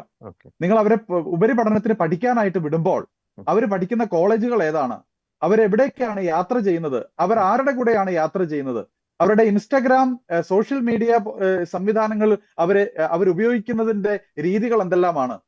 എനിക്ക് വളരെ കൃത്യമായിട്ട് അറിയാം. ഇവര് ഈ പെൺകുട്ടികളെ ട്രാപ്പ് ചെയ്യാൻ ഇപ്പൊ ഏറ്റവും കൂടുതൽ ഉപയോഗിച്ചുകൊണ്ടിരിക്കുന്നത് ഇൻസ്റ്റഗ്രാം പേജുകളാണ്. ഇൻസ്റ്റഗ്രാമിലൂടെ പെൺകുട്ടികളെ മെസ്സേജുകൾ അയച്ച് അവരുടെ സൗന്ദര്യത്തെക്കുറിച്ച് പ്രശംസിച്ച് അവരുടെ ഒരു ഫോട്ടോയെ കുറിച്ചൊക്കെ വളരെ വളരെ ഡീസന്റ് ആയിട്ടുള്ള കോൺവെർസേഷനിലൂടെ ആരംഭിച്ച് പതിയെ ഈ പെൺകുട്ടികളുടെ മനസ്സുകൾ കീഴടക്കുന്ന തരത്തിലേക്ക് കാര്യങ്ങൾ പോകുന്നുണ്ട്. അപ്പൊ അതുകൊണ്ട് ഇത് വെറുതെ പറയുന്നതല്ല. ഇത് ഞാൻ വളരെ വ്യക്തിപരമായിട്ട് കണ്ട് മനസ്സിലാക്കിയിട്ടുള്ള കാര്യമാണ്. വളരെ കൃത്യമായിട്ടൊരു കാര്യം പറയാം. ഇന്ന് 2 പെൺകുട്ടികളുടെ കേസ് എന്റെ അടുത്ത് വന്നിട്ടുണ്ട്. 2 പെൺകുട്ടികളിൽ ഒരു പെൺകുട്ടി കണ്ണൂരിൽ നിന്നാണ്, ഒരു പെൺകുട്ടി കോഴിക്കോട് നിന്നാണ്. 2 പേരും ക്രിസ്ത്യൻ സമുദായത്തിൽപ്പെട്ട പെൺകുട്ടികളാണ്. അവരുടെ മാതാപിതാക്കളുമായിട്ട് ഞങ്ങൾ സംസാരിച്ചുകൊണ്ടിരിക്കുകയാണ്. അപ്പോൾ അതുകൊണ്ട് ഞങ്ങൾക്ക് ഇത് ഞങ്ങളെ പോലെയുള്ള ആളുകൾ ഇത് വെറുതെ പറയുന്നതല്ല. ഞങ്ങൾ വിവാഹം കഴിക്കാതെ ഒരു കുടുംബമില്ലാതെ ഞങ്ങൾ ജീവിക്കുന്നു. അപ്പോ ഞങ്ങൾക്കിത് വേറെ ഏതെങ്കിലും ആളുകൾക്ക് എന്തെങ്കിലും പറ്റിക്കോട്ടെ എന്ന് വിചാരിച്ചിരിക്കാം. പക്ഷേ ഞങ്ങൾ ഈ സമുദായത്തിന്റെ നേതാക്കളായിട്ട്, ആത്മീയ പിതാക്കന്മാരായിട്ട് ഞങ്ങൾ ഇവിടെ നിൽക്കുമ്പോൾ ഞങ്ങളുടെ ഈ പെൺകുട്ടികൾ ഇത്തരത്തിൽ ചൂഷണം ചെയ്യപ്പെടുന്നത് കണ്ടു നിൽക്കാനാകില്ലാത്തത് കൊണ്ട് ഇത്തരം വിഷയങ്ങളിൽ ഞങ്ങൾ ഇടപെടുന്നുണ്ട്. പലരെയും ഞങ്ങള് തിരിച്ച് രക്ഷിച്ചു കൊണ്ടുവരുന്നുണ്ട്. പക്ഷെ ഞങ്ങൾക്ക് രക്ഷിക്കാൻ കഴിയാത്ത ഒത്തിരിയേറെ പെൺകുട്ടികളുണ്ട്. അവര് ഇന്ന് വലിയ ദുരിതത്തിലൂടെ കടന്നുപോയിക്കൊണ്ടിരിക്കുന്നു. ഞാൻ ഇനിയും പറയാം. ഒരു ഉദാഹരണം കൂടെ പറയാം. 6 മാസക്കാലം ഒരു പെൺകുട്ടി ഇതുപോലെ ചതി വലയത്തിൽ പെടുന്നു എന്നറിഞ്ഞ് ആ പെൺകുട്ടിക്ക് കൗൺസിലിങ്ങും കാര്യങ്ങളും ഒക്കെ നൽകി വീണ്ടും അവളെ പഴയ സ്ഥലത്തേക്ക് തിരിച്ചുവിട്ട് അവള് വീണ്ടും പഠിക്കാൻ പോയി കഴിഞ്ഞിട്ട് അവള് ഈ മാതാപിതാക്കളോ ഞങ്ങൾ ആരും അറിയാതെ ബാംഗ്ലൂർ പോയ ആ പെൺകുട്ടി പഴയ ചെറുപ്പക്കാരന്റെ കൂടെ പോയി. ഇവനാണെങ്കിൽ ഭൂലോക തെമ്മാടി എന്ന് പറയാവുന്ന ഒരുത്തൻ, ഡ്രഗിന്റെ ഡീലറായിട്ട് നടക്കുന്നയാള്, പല കേസുകളിലും പ്രതിയായിട്ടുള്ളയാള്. അവസാനം ഈ പെൺകുട്ടിക്ക് ഇവനിൽ ഒരു കുട്ടി ഉണ്ടായി കഴിഞ്ഞപ്പോഴാണ് വീട്ടുകാരുടെ തനി നിറം പുറത്തു വരുന്നത്. ഇനി മതം മാറിയെങ്കിലേ തരമുള്ളൂ, ഉണ്ടായ കുട്ടിയെ സുന്നത്ത് ചെയ്യിക്കണമെന്ന് പറയുന്നു. ഇത് ഞാൻ വെറുതെ പറയല്ല. ഇത്ര ധൈര്യത്തോടു കൂടി ഞാനിത് പറയുന്നത് എനിക്ക് കൃത്യമായിട്ടുള്ള തെളിവുകൾ എന്റെ കയ്യിൽ ഉള്ളത് കൊണ്ട് തന്നെയാണ്. ആ പെൺകുട്ടിയുടെയും അവരുടെ കുടുംബത്തിന്റെയും സാക്ഷ്യം എനിക്കുള്ളത് കൊണ്ടാണ്. എന്നിട്ട് അവസാനം ആ പെൺകുട്ടി പോലീസിന്റെ സഹായത്തോടു കൂടി അവര് ആ വീട്ടിൽ നിന്ന് ഇറങ്ങി വന്ന് ഇപ്പോൾ ഒളിച്ചു താമസിക്കുകയാണ് ഒരു സ്ഥലത്ത്, ജീവനെ പേടിച്ചുകൊണ്ട്. കുഞ്ഞിനോ ആ പെൺകുട്ടിക്കോ അപായം സംഭവിക്കാം എന്നുള്ള ഭയം ഉള്ളതുകൊണ്ട് അവർ ഒളിച്ചു താമസിച്ചുകൊണ്ടിരിക്കുകയാണ്. ഇതൊക്കെ യാഥാർത്ഥ്യങ്ങളാണ്. അപ്പോൾ അതുകൊണ്ട് അജണ്ടകളിലൂടെ ഏതെങ്കിലും മാധ്യമങ്ങൾക്ക് ഇതിനെയൊക്കെ വളച്ചൊടിക്കാൻ താല്പര്യമുണ്ടാകും. പക്ഷേ ലിവിങ് റിയാലിറ്റി എന്ന് പറയുന്നത് മറ്റൊന്നാണ്. അത് ഒരിക്കൽ കൂടി ഒന്ന് ഓർമ്മിപ്പിക്കുന്നു എന്ന് മാത്രം. അത് വളരെ കറക്റ്റ് ആണ്. മറ്റൊരു കാര്യം കൂടി അച്ഛൻ പറഞ്ഞൊരു പ്രധാനപ്പെട്ട ഒരു പോയിന്റ് ഉണ്ട്. ഈ മിശ്ര വിവാഹവുമായി ബന്ധപ്പെട്ട് ചിലരുടെ ഒരു പുരോഗമന വാദം. ചിലർക്ക് ഈ മിശ്ര വിവാഹത്തിന്റെ കാര്യത്തിൽ ഈ ഇൻകമിങ് ആ ഒരു കേസിൽ മാത്രമാണ് ഈ പുരോഗമന ആശയങ്ങളൊക്കെ ഉള്ളൂ. ഈ ഔട്ട് ഗോയിങ് വരുമ്പോൾ അവിടെ ഒരു പുരോഗമന ആശയമില്ല. അപ്പോൾ അവരുടെ തനി സ്വഭാവം പുറത്തു വരുന്ന നിരവധി സംഭവങ്ങൾ നമ്മുടെ മുമ്പിൽ നാം കണ്ടിട്ടുണ്ട്. ശ്രീ ജോൺസൺ കൊച്ചുപറമ്പൻ, മറ്റൊരു ആസ്പെക്ട് കൂടി നാം ചിന്തിച്ചു നോക്കുമ്പോൾ ഇത്തരത്തിൽ ഇരയാക്കപ്പെട്ട് ഈ പ്രണയ ചതിയിൽ പെട്ട് വരുന്ന ആ ഒരു പെൺകുട്ടികൾ പിന്നീട് അതിന്റെ ഒരു നിയമത്തിന്റെ ഒരു തലത്തിലേക്ക് ഒക്കെ പോകുമ്പോൾ പലപ്പോഴും ഇത്തരം സാഹചര്യങ്ങളിൽ മാതാപിതാക്കൾ ഒരു ഹെബിയസ് കോർപ്പസ് ഹർജി കൊടുക്കുന്നു, പെൺകുട്ടികളെ കോടതിയിൽ അല്ലെങ്കിൽ അവിടെ നിയമ സംവിധാനത്തിന് മുമ്പിൽ ഹാജരാക്കുന്നു. അപ്പോൾ പലപ്പോഴും അവിടേക്ക് ഈ വേട്ടക്കാരന്റെ സൈഡിൽ വരുന്ന ഒരു സംഘടിതമായിട്ടുള്ള ഒരു നീക്കം അത് വളരെ ദുരൂഹത ഉണർത്തുന്നതല്ലേ? നമ്മൾ ഇതുവരെ ചർച്ച ചെയ്ത് ഈ പറയുന്ന ആൺകുട്ടികൾ ഒരു കൃത്യമായിട്ടുള്ള എഡ്യൂക്കേഷൻ ബാക്ക്ഗ്രൗണ്ട് ഇല്ല, സാമ്പത്തികമായിട്ടുള്ള ബാക്ക്ഗ്രൗണ്ട് ഇല്ല, അത്തരത്തിലുള്ള ആൺകുട്ടികൾക്ക് ലഭിക്കുന്ന നിയമത്തിന്റെ പിൻബലം, ഒരു ആൾബലം, അത് പലപ്പോഴും ദുരൂഹത ഉണർത്തുന്നതല്ലേ? അത്തരത്തിലുള്ള ഏതെങ്കിലും അനുഭവങ്ങൾ അങ്ങയുടെ പൊതുപ്രവർത്തനത്തിന്റെ ഭാഗമായി അങ്ങേക്ക് നേരിൽ കാണാൻ സാധിച്ചിട്ടുണ്ടോ ശ്രീ ജോൺസൺ കുച്ചുപറമ്പിൽ? തീർച്ചയായിട്ടും വളരെ കേൾക്കാമോ? കേൾക്കാം, പറഞ്ഞോളൂ. വളരെ സങ്കടകരമായ സാഹചര്യങ്ങളിലൂടെ കടന്നു പോകുന്ന പെൺകുട്ടികളുടെ മാതാപിതാക്കന്മാരുടെ കരച്ചിൽ ഏറെ കണ്ടിട്ടുണ്ട്. ഇപ്പോ ബഹുമാന്യനായ ജയസൂര്യൻ വക്കീൽ പറഞ്ഞതുപോലെ നമ്മുടെ ഒരു ഭരണതലത്തിലോ കോടതിയുടെ ഒരു രേഖകളിലോ ഇല്ലാത്ത ഒരു പദം അതില്ല എന്നല്ല അതിന്റെ അർത്ഥം, അത് സമൂഹത്തിൽ ഉണ്ട് എന്നതിന്റെ വ്യക്തമായ തെളിവുകളാണ് ബഹുമാന്യനായ അച്ഛൻ പറഞ്ഞത്. ഞാനിപ്പോ ഈ ചോദിച്ച ചോദ്യത്തിന്റെ മറുപടി പറയാം.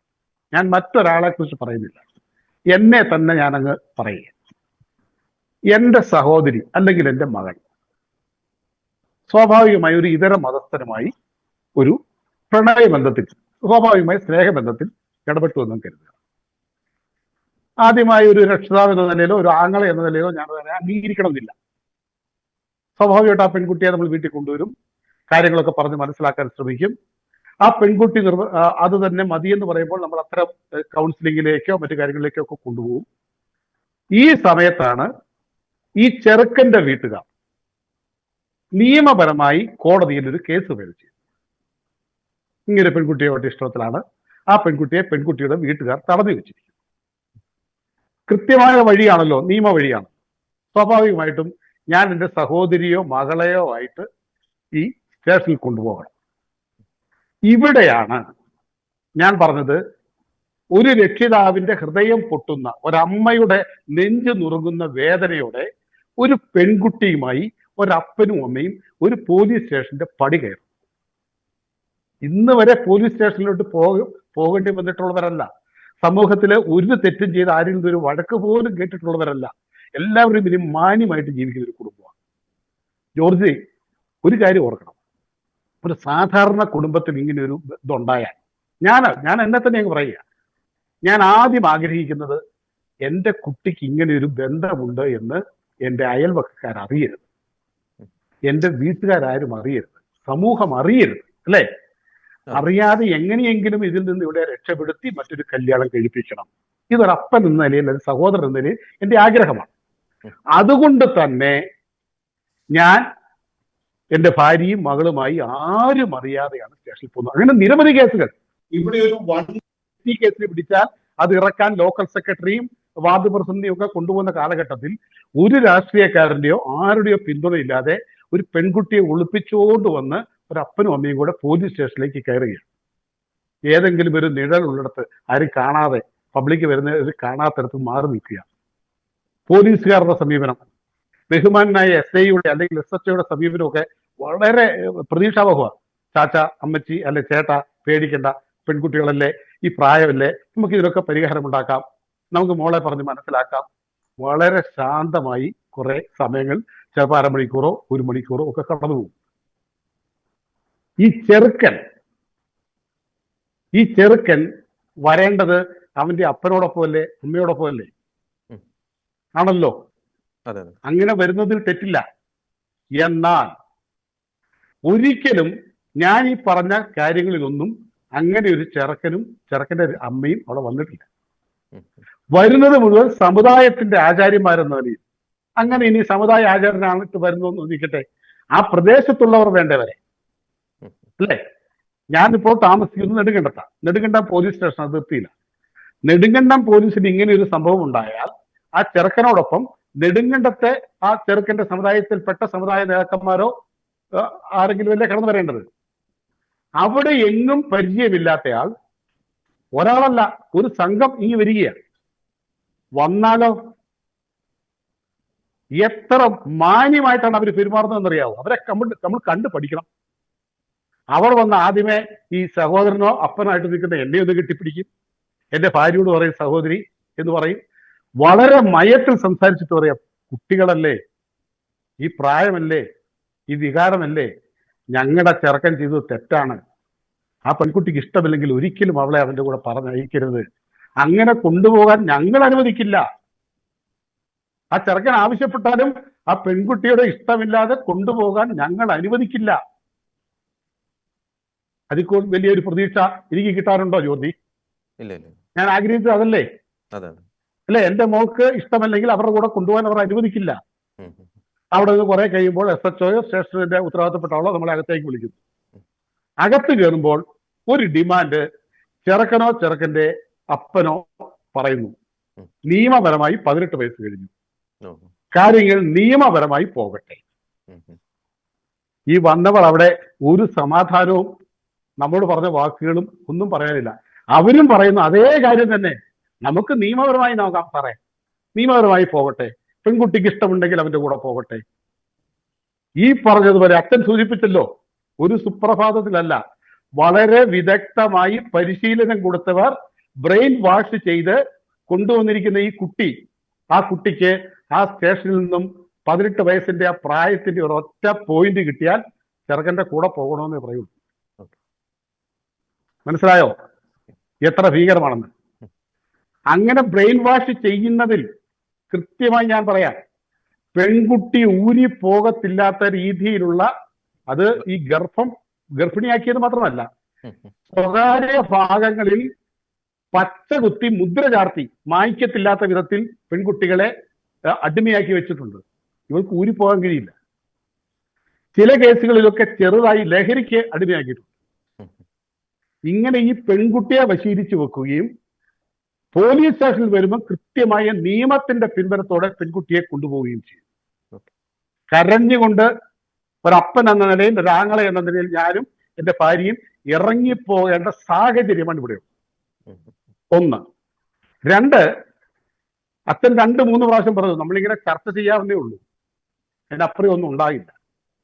ഇതെന്തുകൊണ്ട് അച്ഛ അല്ലെങ്കിൽ ജയസൂര്യ സാറെ ഉണ്ടാകാത്ത ഒരു സാഹചര്യം, സാമൂഹിക സാഹചര്യം ഇവിടെ നിലനിൽക്കുന്നത്? അതാണ് ഇൻട്രോയിൽ ജോർജ് പറഞ്ഞത്. ഈ ലവ് ജിഹാദ് എന്ന് പറയുന്ന പദം, ആ പദം ആരെയാ പൊള്ളിക്കുന്നത്? ഇപ്പോൾ ഒരു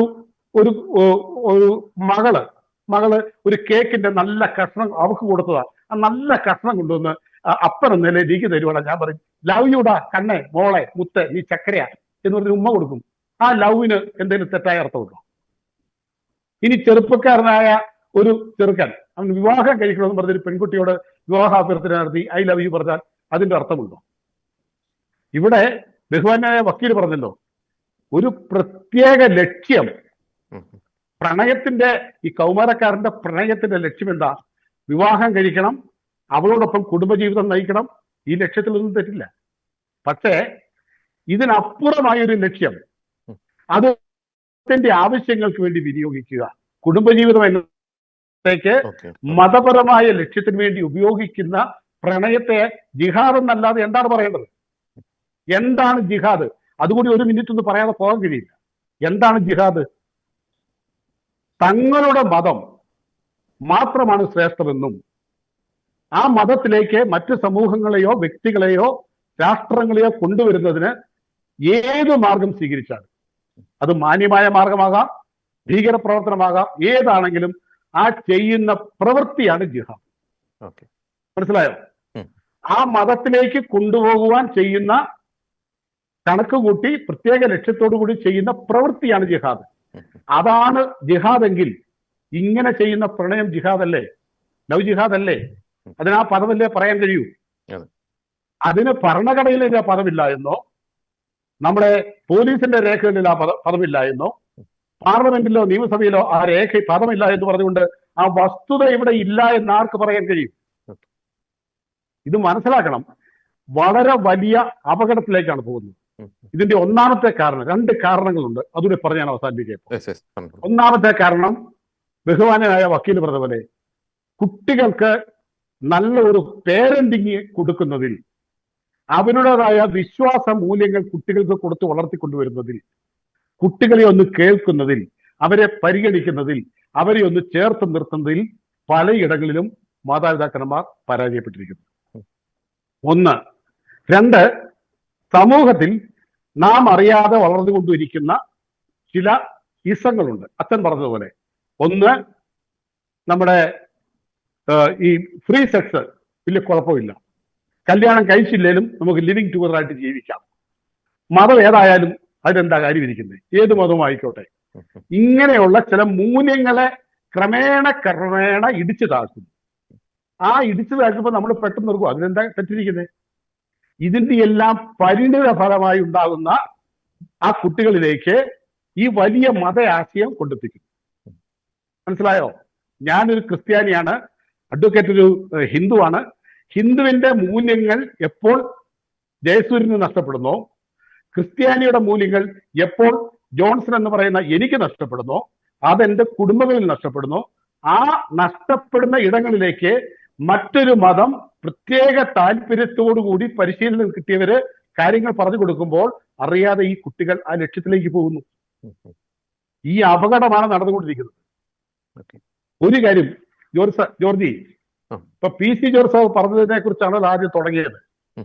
പി സി ജോർജ് പറഞ്ഞ വേദിയാണ്, പി സി ജോർജ് പറഞ്ഞത് എന്തൊക്കെയാണ്, അതൊന്നും ചർച്ച ചെയ്യാതെ ഞാൻ ചോദിക്കട്ടെ, കേരളത്തിൽ ഏറ്റവും കൂടുതൽ മുസ്ലിം സമൂഹമുള്ളത് കോഴിക്കോട് മലപ്പുറം ഒക്കെ അല്ലേ? അവിടെ നിന്നൊന്നും ഇല്ലാത്ത ഒരു പോർവിളി, കൊലവിളി പി സി ജോർജിനെതിരെ ഈരാറ്റുപെട്ടി എന്ന് പറയുന്ന ഒരു സ്ഥലത്ത് നിന്ന് ഉണ്ടാകണമെങ്കിൽ അത് ഈ കേരളത്തിന് നൽകുന്ന ഒരു വലിയ സൂചനയുണ്ട്. വാഗമണിലെ സിമി ക്യാമ്പും ഈരാറ്റുപേട്ടയിൽ നിന്ന് പിടിച്ച തടിയന്റെ അവിടെ നസീർ അടക്കമുള്ള ഭീകരരുടെ സാന്നിധ്യമുള്ള പ്രദേശം കേരളത്തിന് നൽകുന്ന ഒരു വലിയ സൂചനയുണ്ട്. അത് അപകടകരമാണ്, അപകടകരമാണ്, കാണാതെ പോകരുത്. വ്യക്തമാണ്. ഞാൻ അവസാന റൗണ്ടിലേക്ക് വരികയാണ്. അഡ്വക്കേറ്റ് ശ്രീ ജയസൂര്യൻ, ഇത് കൃത്യമാണ്, വ്യക്തമാണ്. ആരെന്തൊക്കെ പറഞ്ഞാലും, എത്ര വലിയ മതേതരമൊക്കെ വിളിച്ചു കൂവിയാലും ഇതൊരു യാഥാർത്ഥ്യം തന്നെയാണ്. മതപരമായിട്ടുള്ള അജണ്ടയോട് കൂടിയിട്ടുള്ള ഒരു പ്രണയം, മതപരിവർത്തനങ്ങൾ അല്ലെങ്കിൽ അത്തരത്തിലുള്ള നീക്കങ്ങൾ ഇവിടെ നടക്കുന്നുണ്ട്. നമ്മൾ ഇനി അടുത്തൊരു ഘട്ടത്തിലേക്ക് പോകുമ്പോൾ പലപ്പോഴും ഇത്തരം കേസുകൾ, അതിൻ്റെ ഒരു ലിമിറ്റേഷൻ എന്ന് പറയുന്ന അങ്ങ് നേരത്തെ പറഞ്ഞതുപോലെ ഭരണഘടനയിൽ പറഞ്ഞിട്ടില്ല, ഭാരതീയ ന്യായ സംഹിതയിൽ പറഞ്ഞിട്ടില്ല, ഇന്ത്യൻ പീനൽ കോഡിലൊന്നും പറഞ്ഞിട്ടില്ല. ഈ പെൺകുട്ടിയെ നശിപ്പിച്ച് പിന്നെ പെൺകുട്ടിയുടെ ജീവിതം തീർത്ത ശേഷം പിന്നെ വേട്ടക്കാരൻ അവിടെ അവസാനിക്കും, പിന്നെ അടുത്ത ഇരയെ തേടി പോവുകയാണ്. കൃത്യമായിട്ടുള്ള ഒരു ശിക്ഷയോ അല്ലെങ്കിൽ നിയമത്തിന്റെ ഭാഗത്തു നിന്നുള്ള ഒരു തടയിടലോ ഒന്നും ഉണ്ടാകുന്നില്ല. പെൺകുട്ടിയുടെ ലൈഫ് നശിക്കുന്നു, പിന്നെ ആ വേട്ടക്കാരൻ പിന്നെ അടുത്ത ഇരയെ തേടിയാണ് പോകുന്നത്. അതിനൊരു അറുതി വരുത്തേണ്ട ഒരു സമയം അതിക്രമിച്ചില്ലേ? അതുകൊണ്ട് തന്നെയായിരിക്കും ഇത്തരത്തിലുള്ള മതപരമായ ലക്ഷ്യത്തോടെയുള്ള പ്രണയക്കണികളിലൂടെ ശക്തമായിട്ടും മുന്നോട്ട് പോയിക്കൊണ്ടിരിക്കുന്നത്. മറ്റൊരു കാര്യം കൂടി, അങ്ങ് നേരത്തെ സൂചിപ്പിച്ച ഈ 30ഓളം കേസുകളിൽ അത്തരം കേസുകളിലെ ഒരു പാറ്റേൺ, അങ്ങയുടെ ഒരു നിരീക്ഷണത്തിന്റെ അടിസ്ഥാനത്തിൽ ഇവർ എങ്ങനെയാണ് ഈ മാതാപിതാക്കളിൽ നിന്നും ഈ പെൺകുട്ടികളെ അകറ്റി നിർത്തുന്നത്? പലപ്പോഴും ഒരു ഹെൽത്തി ഒരു റിലേഷൻഷിപ്പ് എന്ന് പറയുന്നത് ഈ പെൺകുട്ടിക്ക് ഹസ്ബൻഡിന്റെ വീട്ടുകാർക്ക് പെൺകുട്ടിയുടെ വീട്ടുകാരും നല്ലൊരു ഹെൽത്തി റിലേഷൻഷിപ്പ് ഉണ്ടാകും. അത്തരം കാര്യങ്ങൾ ഇവിടെ സംഭവിക്കുന്നുണ്ടോ? അതിൽ തന്നെ ഒരു നിഗൂഢത നമുക്ക് സംശയിക്കാൻ സാധിക്കില്ലേ? ഈ രണ്ട് ചോദ്യങ്ങൾക്ക് അങ്ങേക്ക് മറുപടി പറയും. ഈ മാതാപിതാക്കളിൽ നിന്ന് അകറ്റി നിർത്തുന്നത് കൃത്യമായിട്ടുള്ള മനഃശാസ്ത്രപരമായിട്ടുള്ള ബ്രെയിൻ വാഷിങ്ങിൽ കൂടിയാണ്. അതായത് യഥാർത്ഥത്തിലുള്ള ദൈവം നീ വിശ്വസിക്കുന്ന മതത്തിലല്ല, യഥാർത്ഥത്തിലുള്ള ദൈവം ഇസ്ലാമിലാണ് എന്ന് ബോധ്യപ്പെടുത്തുന്നു. അതിന് വളരെ വ്യക്തമായിട്ടുള്ള സിലബസ് അവർ ചിട്ടപ്പെടുത്തിയിട്ടുണ്ട്. ഒരു ക്രിസ്ത്യനെ എങ്ങനെയാണ് യേശുവിൽ നിന്ന് അള്ളാഹുവിലേക്ക് മാറ്റേണ്ടത്, ഒരു ഹിന്ദുവിനെ എങ്ങനെയാണ് അവരുടെ ദൈവത്തിൽ നിന്ന് അള്ളാഹുവിലേക്ക് മാറ്റേണ്ടത്, കൃത്യമായ സിലബസ് ഉണ്ട്. ഈ സിലബസ് അനുസരിച്ച് വളരെ ശാസ്ത്രീയമായിട്ടുള്ള പരിശീലനം ഇവർക്ക് കിട്ടുന്നുണ്ട്, മതപരിശീലനം കിട്ടുന്നുണ്ട്. അത് കിട്ടിക്കഴിയുമ്പോൾ അവർക്ക് ബോധ്യമാവുന്ന ഒരു കാര്യമുണ്ട്, എന്റെ ദൈവത്തിലേക്കുള്ള പാതയിൽ ആദ്യത്തെ 2 തടസ്സങ്ങൾ എന്റെ അമ്മയും എന്റെ അച്ഛനുമാണ്, എന്റെ മാതാപിതാക്കളാണ്. അതുകൊണ്ട് നീ ആ 2 തടസ്സങ്ങളിൽ നിന്ന് ആദ്യം രക്ഷപ്പെടണം എന്നുള്ളതാണ് ഈ കുട്ടിക്ക് കൊടുത്തിരിക്കുന്ന ഉപദേശം. അതുകൊണ്ട് മാതാപിതാക്കൾ എത്ര കരഞ്ഞു കാല് പിടിച്ചാലും, എത്ര ഭീഷണിപ്പെടുത്തിയാലും, ദേഹോപദ്രവം ഏൽപ്പിച്ചാലും, എന്തു തന്നെ നിലപാടെടുത്താലും ഇതിനെല്ലാമുള്ള മറുമരുന്ന് വാക്സിനേഷൻ പോലെ ഈ കുട്ടിയുടെ മനസ്സിൽ ആദ്യം കൊടുത്തിട്ടുണ്ട്.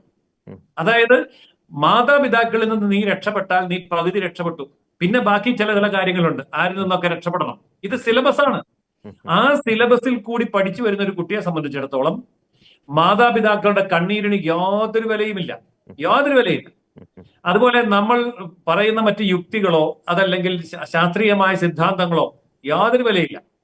കാരണം ഞാൻ ഒരു കുട്ടിയെ രക്ഷിച്ചിട്ട് ആ കുട്ടി ഹിന്ദു കുട്ടിയാണ്, പാലായിലുള്ള കുട്ടിയാണ്. ആ കുട്ടി ഒരു ഞാൻ കൃത്യമായിട്ട് പറയുന്നില്ല, ബാക്കി വീട്ടുകാർക്ക് വിഷമം ഉണ്ടാകണ്ടല്ലോ, ഒരു സർക്കാരിലെ ഉന്നത ഉദ്യോഗസ്ഥന്റെ മകളാണ്. ഈ കുട്ടിയെ രക്ഷിച്ചിട്ട് ഈ കുട്ടിക്ക് ഈ തരത്തിലുള്ള വാക്സിനേഷൻ കിട്ടിയ കുട്ടിയാണെന്ന് അറിഞ്ഞുകൊണ്ട് തന്നെ മറുമരുന്ന് കൊടുക്കാൻ കഴിയുന്ന സംവിധാനമുള്ള കേന്ദ്രത്തിൽ ഞാൻ എത്തിച്ചു. ഏതാണ്ട് 2-3 മാസക്കാലം അവിടെ ആ കുട്ടി താമസിച്ചു. ആ കുട്ടി കാര്യങ്ങളെല്ലാം വിശദമായിട്ട് പഠിച്ചു. എന്നിട്ട് ഒരു കുഴപ്പമില്ല, ഞാൻ മാനസാന്തരപ്പെട്ടിരിക്കുന്നു, ഒരു പ്രശ്നമില്ല എന്ന് പറഞ്ഞ് വീട്ടിലേക്ക് പോയ കുട്ടി നേരെ അവനെയും കൂട്ടി രക്ഷപ്പെടുകയാണ് ചെയ്തത്. അപ്പോ അതിന്റെ കാരണം കൃത്യമായിട്ടും ഈ ഒരു മനഃശാസ്ത്രപരമായ സമീപനം, അതൊന്ന്. രണ്ടാമത് നേരത്തെ പറഞ്ഞ പോലെ രഹസ്യ ഭാഗങ്ങളിൽ പച്ച കുത്തുന്നത് പോലെയുള്ള രണ്ടാമത്തെ കാര്യം. 3 മയക്കുമരുന്ന്. ഇതെല്ലാം കൂടി ഒന്നിച്ചാണ് പ്രയോഗിക്കുന്നത്. ഇതോടൊപ്പം തന്നെ പോലീസ് സംവിധാനങ്ങൾ നിസ്സഹായരാകുന്നു, കോടതി നിസ്സഹായരാകുന്നു. ഭരണകൂടം കൃത്യമായിട്ടും ഇവിടുത്തെ ഇസ്ലാമിക തീവ്രവാദികളുടെ കൈപ്പിടിയിൽ ഒതുങ്ങിയിരിക്കുന്നു. അത് LDF ആണെങ്കിലും UDF ആണെങ്കിലും ഇസ്ലാമിക തീവ്രവാദികളുടെ സംഘടിത വോട്ട് ബാങ്കിന്റെ കൈപ്പിടിയിൽ ഒതുങ്ങിയത് കൊണ്ട് ഭരണകൂടം എപ്പോഴും ഇസ്ലാമിന്റെ കൂടെ മാത്രമേ നിൽക്കുള്ളൂ. ഈ പറഞ്ഞ എല്ലാ കാര്യങ്ങളും ഈ കുട്ടിക്ക് ക്ലാസ് എടുത്ത് കൊടുത്തിട്ടുണ്ട്. അപ്പോൾ കുട്ടിയെ സംബന്ധിച്ചിടത്തോളം നിർഭയമായ 18 വയസ്സ് പൂർത്തിയായ ഒരു പെൺകുട്ടി നിർഭയമായ സ്റ്റാൻഡിലായിരിക്കും നിൽക്കുക.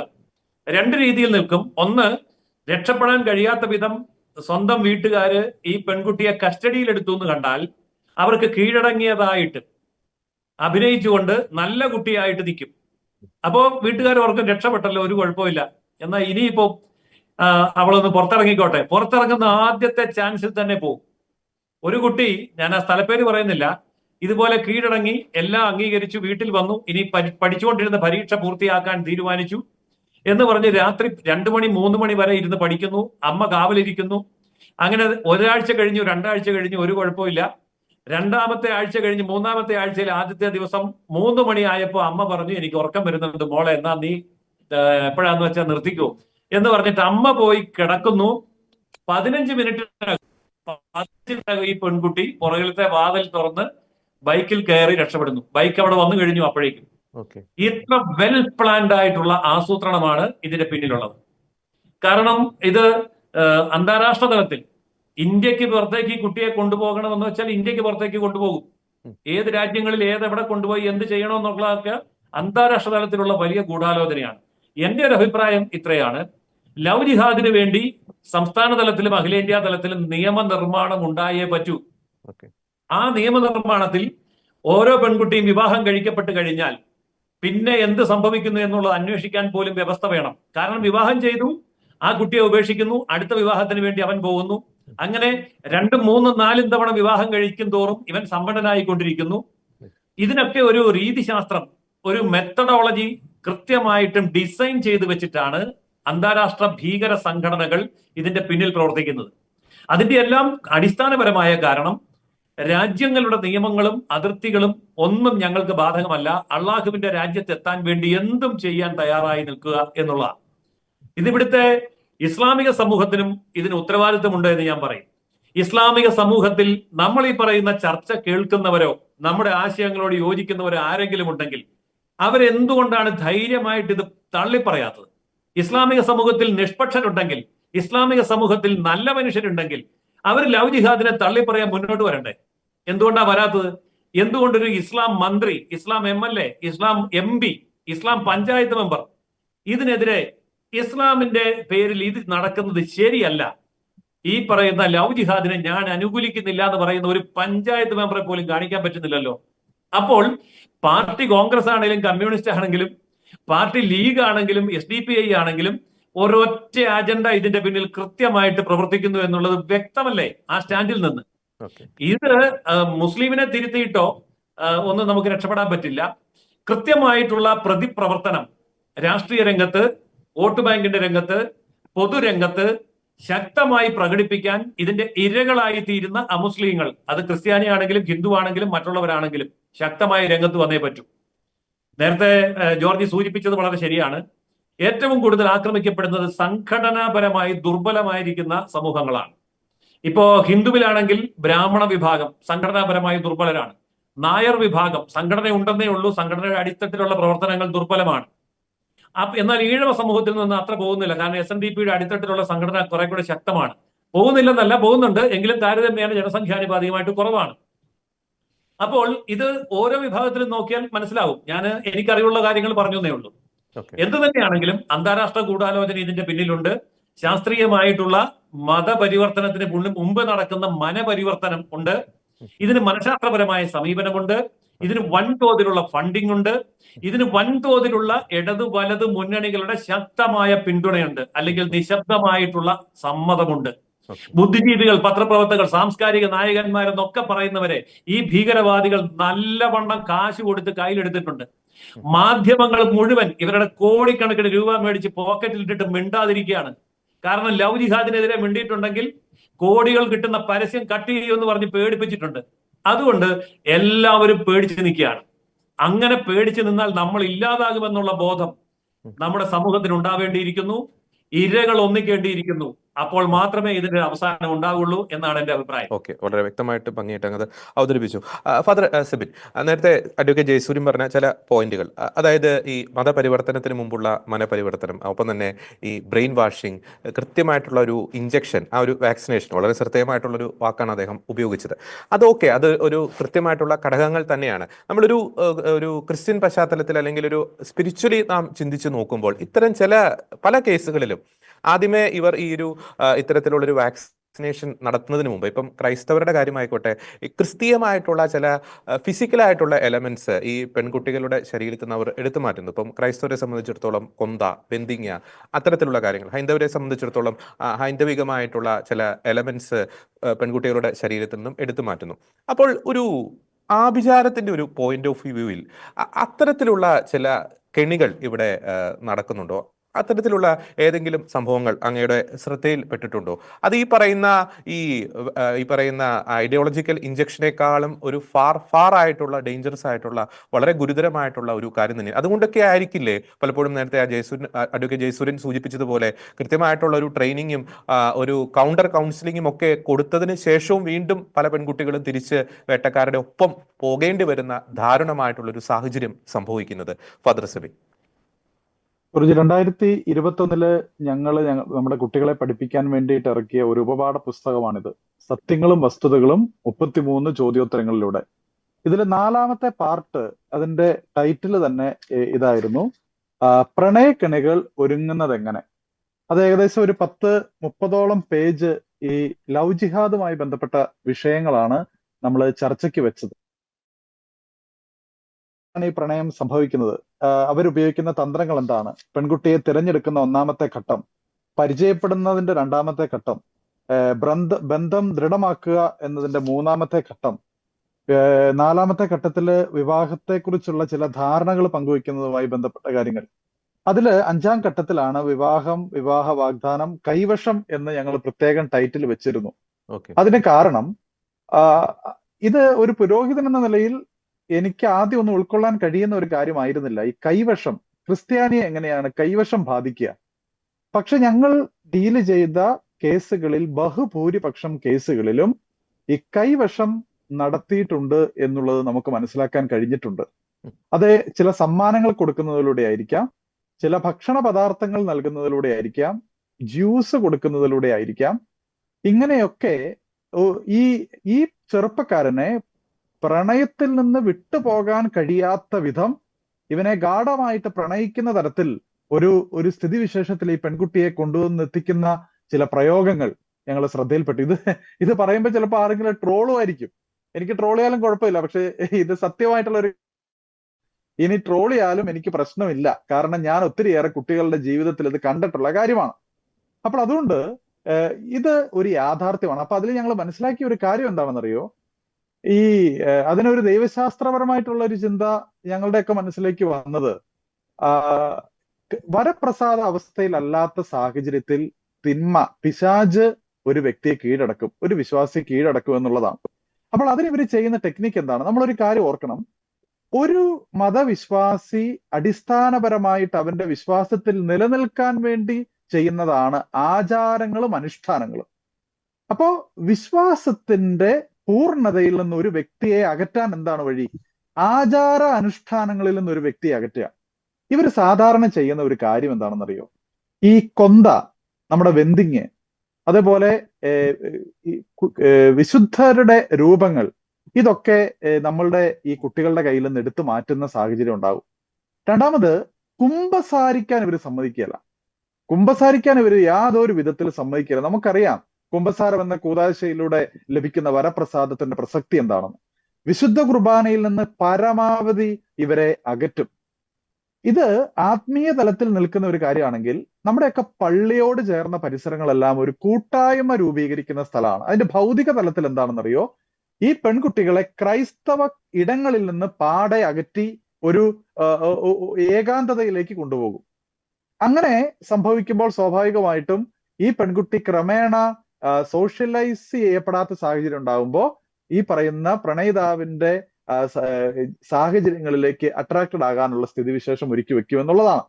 അപ്പോൾ അതുകൊണ്ട് ഞാൻ നേരത്തെ സൂചിപ്പിച്ച, ജോർജ് നേരത്തെ സൂചിപ്പിച്ച ഈ ഒരു തരം കൈവിഷ പ്രയോഗം ഇതിന്റെ അകത്തുണ്ട്. ഞാൻ വളരെ കൃത്യമായിട്ട് പറയാം. നല്ല ഗിഫ്റ്റഡ് ആയിട്ടുള്ള ധ്യാന ഗുരുക്കന്മാരുടെ അടുത്ത് ഈ പെൺകുട്ടികളെ കൊണ്ടുപോയി അവർക്ക് വേണ്ടി പ്രാർത്ഥിക്കുമ്പോൾ ഈ അച്ഛന്മാർ പറയും, അല്ലെങ്കിൽ ചില സിസ്റ്റേഴ്സ് പറയും, അൽമായർ ആയിട്ടുള്ളവർ പറയും, ഈ പെൺകുട്ടിയുടെ വീട്ടിൽ അലമാരിയിൽ ഇന്ന സാധനം ഇരിപ്പുണ്ട്, അത് എടുത്തു കൊണ്ടുവന്ന് നശിപ്പിച്ച് കളയുക. അത് ചിലപ്പോൾ ഒരു പക്ഷെ ബർത്ത്ഡേക്ക് കൊടുത്ത ഒരു ഗിഫ്റ്റ് ആയിരിക്കും. ആ ഗിഫ്റ്റിന്റെ അകത്ത് ഒരു ഷർട്ടായിരിക്കും, അല്ലെങ്കിൽ ഒരു ഡ്രസ്സിന്റെ കോളറിന്റെ അകത്തു നിന്നൊക്കെ ഞങ്ങൾക്ക് സാധനങ്ങൾ കിട്ടിയിട്ടുണ്ട്. ഞാനിത് തുറന്ന് ഞാൻ പറയുന്നത് എന്തുകൊണ്ടാന്ന് ചോദിച്ചാൽ ഇതൊരു യാഥാർത്ഥ്യമാണ് എന്നുള്ളത് കൊണ്ടാണ്. അപ്പോൾ അതുകൊണ്ട് പിന്നെ അതിനെതിരെയുള്ള നമ്മളുടെ വിശ്വാസത്തിൽ നിലനിൽക്കുന്ന അതിനെതിരെയുള്ള പ്രതിക്രിയകൾ നമുക്ക് ചെയ്യേണ്ട സാഹചര്യങ്ങൾ ഉണ്ടാകുന്നുണ്ടെന്നുള്ളത് ഒരു യാഥാർത്ഥ്യമാണ്. ഇതിനോട് ചേർത്ത് മറ്റൊരു കാര്യം പറയാനുള്ളത്, പല മാധ്യമങ്ങളിൽ ചോദിച്ച ഒരു ചോദ്യമുണ്ട്, എന്ത് തെളിവാണ് നിങ്ങൾക്കുള്ളത്?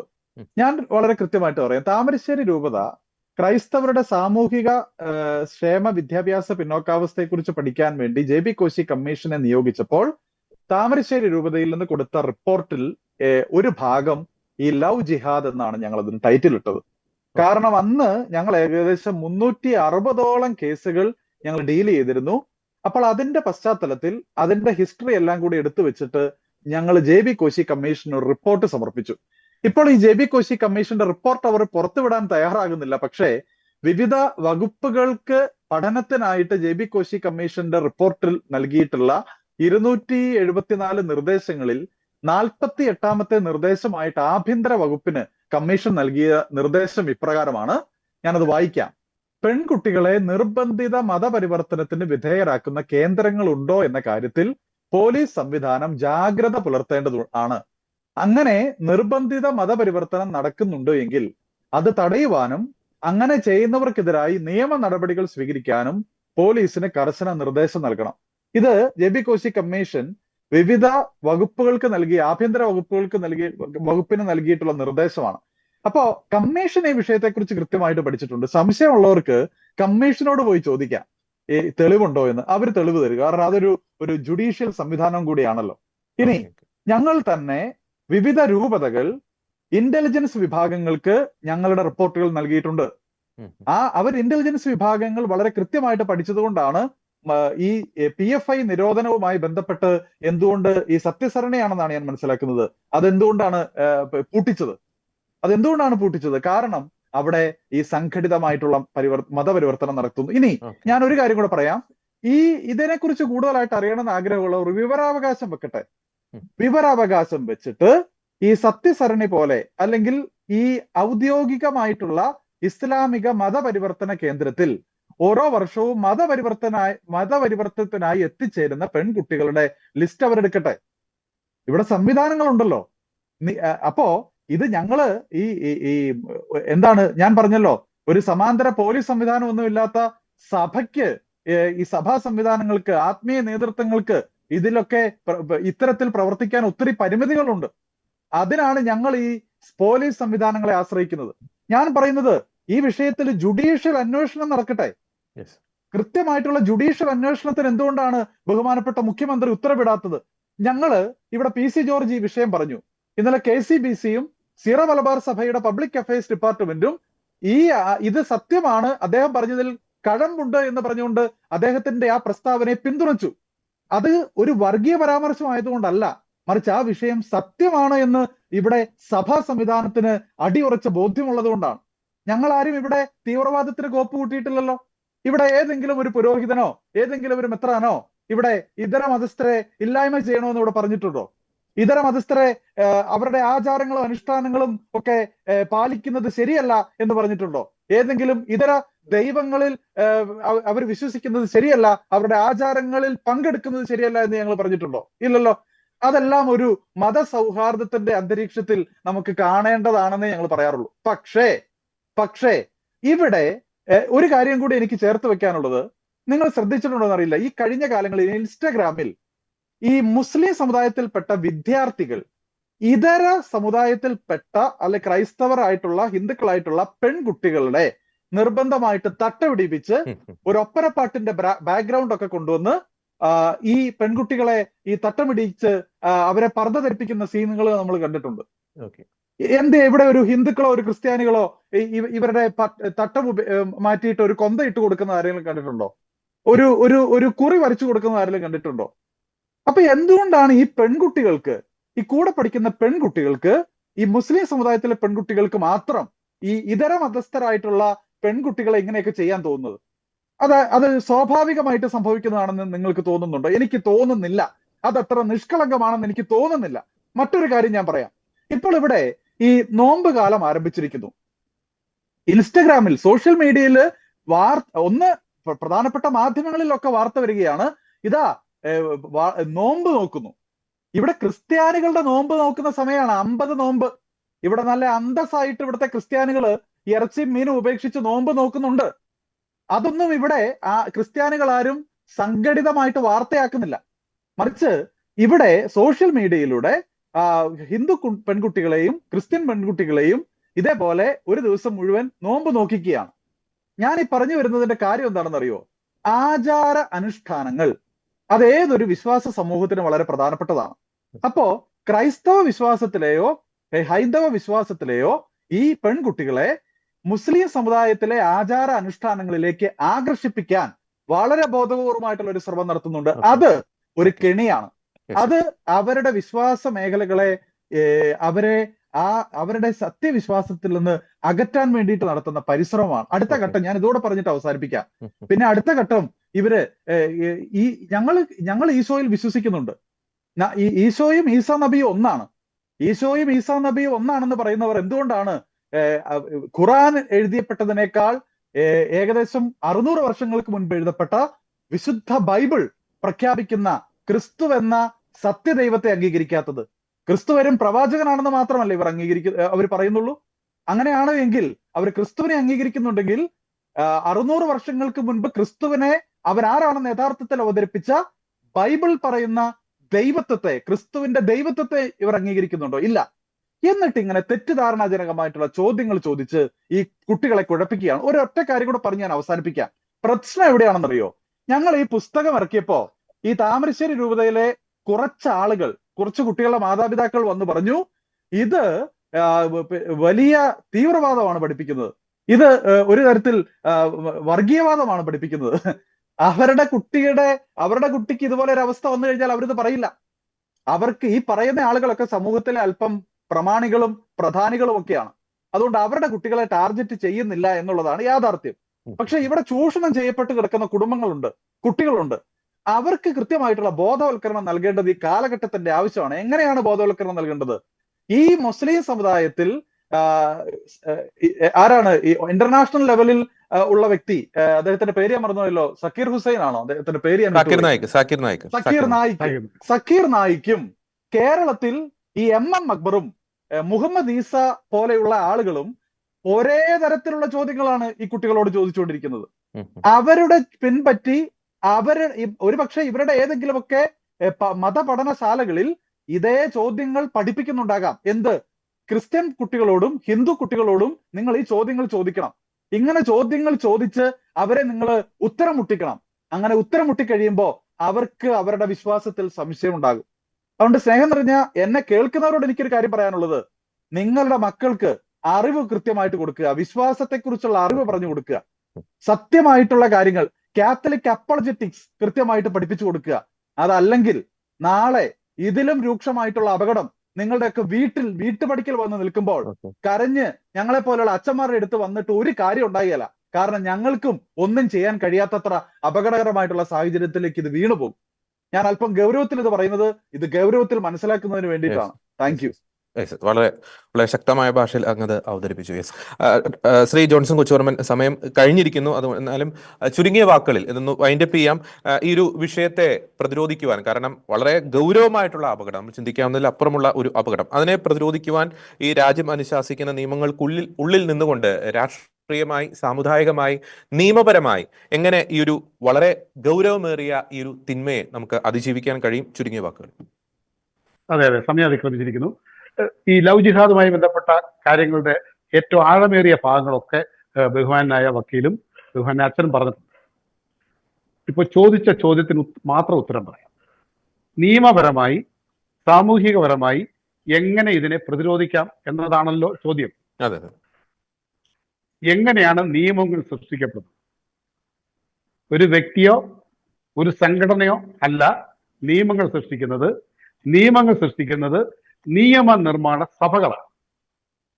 നിയമനിർമ്മാണ സഭകളിലേക്ക് ജനപ്രതിനിധികളെ, അത് പാർലമെന്റ് ആകട്ടെ, നിയമസഭകളാവട്ടെ, എവിടങ്ങളിലേക്കും ജനപ്രതിനിധികളെ തിരഞ്ഞെടുക്കേണ്ടുന്ന ഘട്ടത്തിൽ, ആ ഘട്ടത്തിൽ രാഷ്ട്രീയ അടിമത്തം വിട്ട് ഇത്തരം സാമൂഹിക യാഥാർത്ഥ്യങ്ങൾ ഉൾക്കൊണ്ടുകൊണ്ട് പ്രതികരിക്കുവാൻ ജനത തയ്യാറാവണം. അവൻ ക്രിസ്ത്യാനി ആയാലും ഹിന്ദു ആയാലും ആരായാലും സാമൂഹിക യാഥാർത്ഥ്യം, ഇന്നിവിടെ നടക്കുന്ന ഈ വലിയ അപകടം ഉൾക്കൊണ്ടുകൊണ്ട് തെരഞ്ഞെടുപ്പ് വേളയിൽ നിയമം നിർമ്മിക്കുവാൻ, ഒരു രാഷ്ട്രീയ കക്ഷിയെ ഉയർത്തണമെന്നല്ല ഞാൻ പറഞ്ഞത്, നിയമം നിർമ്മിക്കുവാൻ പ്രാപ്തരായവരെ നിയമനിർമ്മാണ സഭകളിലേക്ക് കൊണ്ടെത്തിക്കുവാൻ ജനത തയ്യാറാവണം. അല്ലാതെ അപ്പോഴും ഞാൻ പരമ്പരാഗതമായി കോൺഗ്രസ് ആണ്, ഞാൻ പരമ്പരാഗതമായി കമ്മ്യൂണിസ്റ്റ് ആണ്, ഞാൻ പരമ്പരാഗതമായി ഇന്നയാളുടെ ആളാണെന്ന് പറഞ്ഞു നിൽക്കുന്ന രാഷ്ട്രീയ അടിമത്തം ഇവിടെ ഉണ്ടോ? ഒരിക്കലും പുതിയൊരു നിയമം ഉണ്ടാകാൻ പോകുന്നില്ല. വളരെ ബോധത്തോടെ ഇതുവരെയുള്ള രാഷ്ട്രീയ ബന്ധങ്ങളൊക്കെ അവിടെ നിൽക്കട്ടെ. ആ രാഷ്ട്രീയങ്ങളുടെയൊക്കെ തടവറകളും ആ രാഷ്ട്രീയങ്ങളൊക്കെ ആരാൽ കെട്ടപ്പെട്ടിരിക്കുന്നു എന്നുള്ളത് കൃത്യമായ ബോധ്യം സമൂഹത്തിനുണ്ടായിക്കൊണ്ടിരിക്കുന്നു. ആ ഉണ്ടായ ബോധ്യം, അതിന്റെ പ്രവർത്തനം എന്ന് പറയുന്നത് തെരഞ്ഞെടുപ്പ് ഘട്ടത്തിൽ മറന്നു പോകുന്നതാകരുത്. എനിക്ക് അത്രേ പറയാനുള്ളൂ.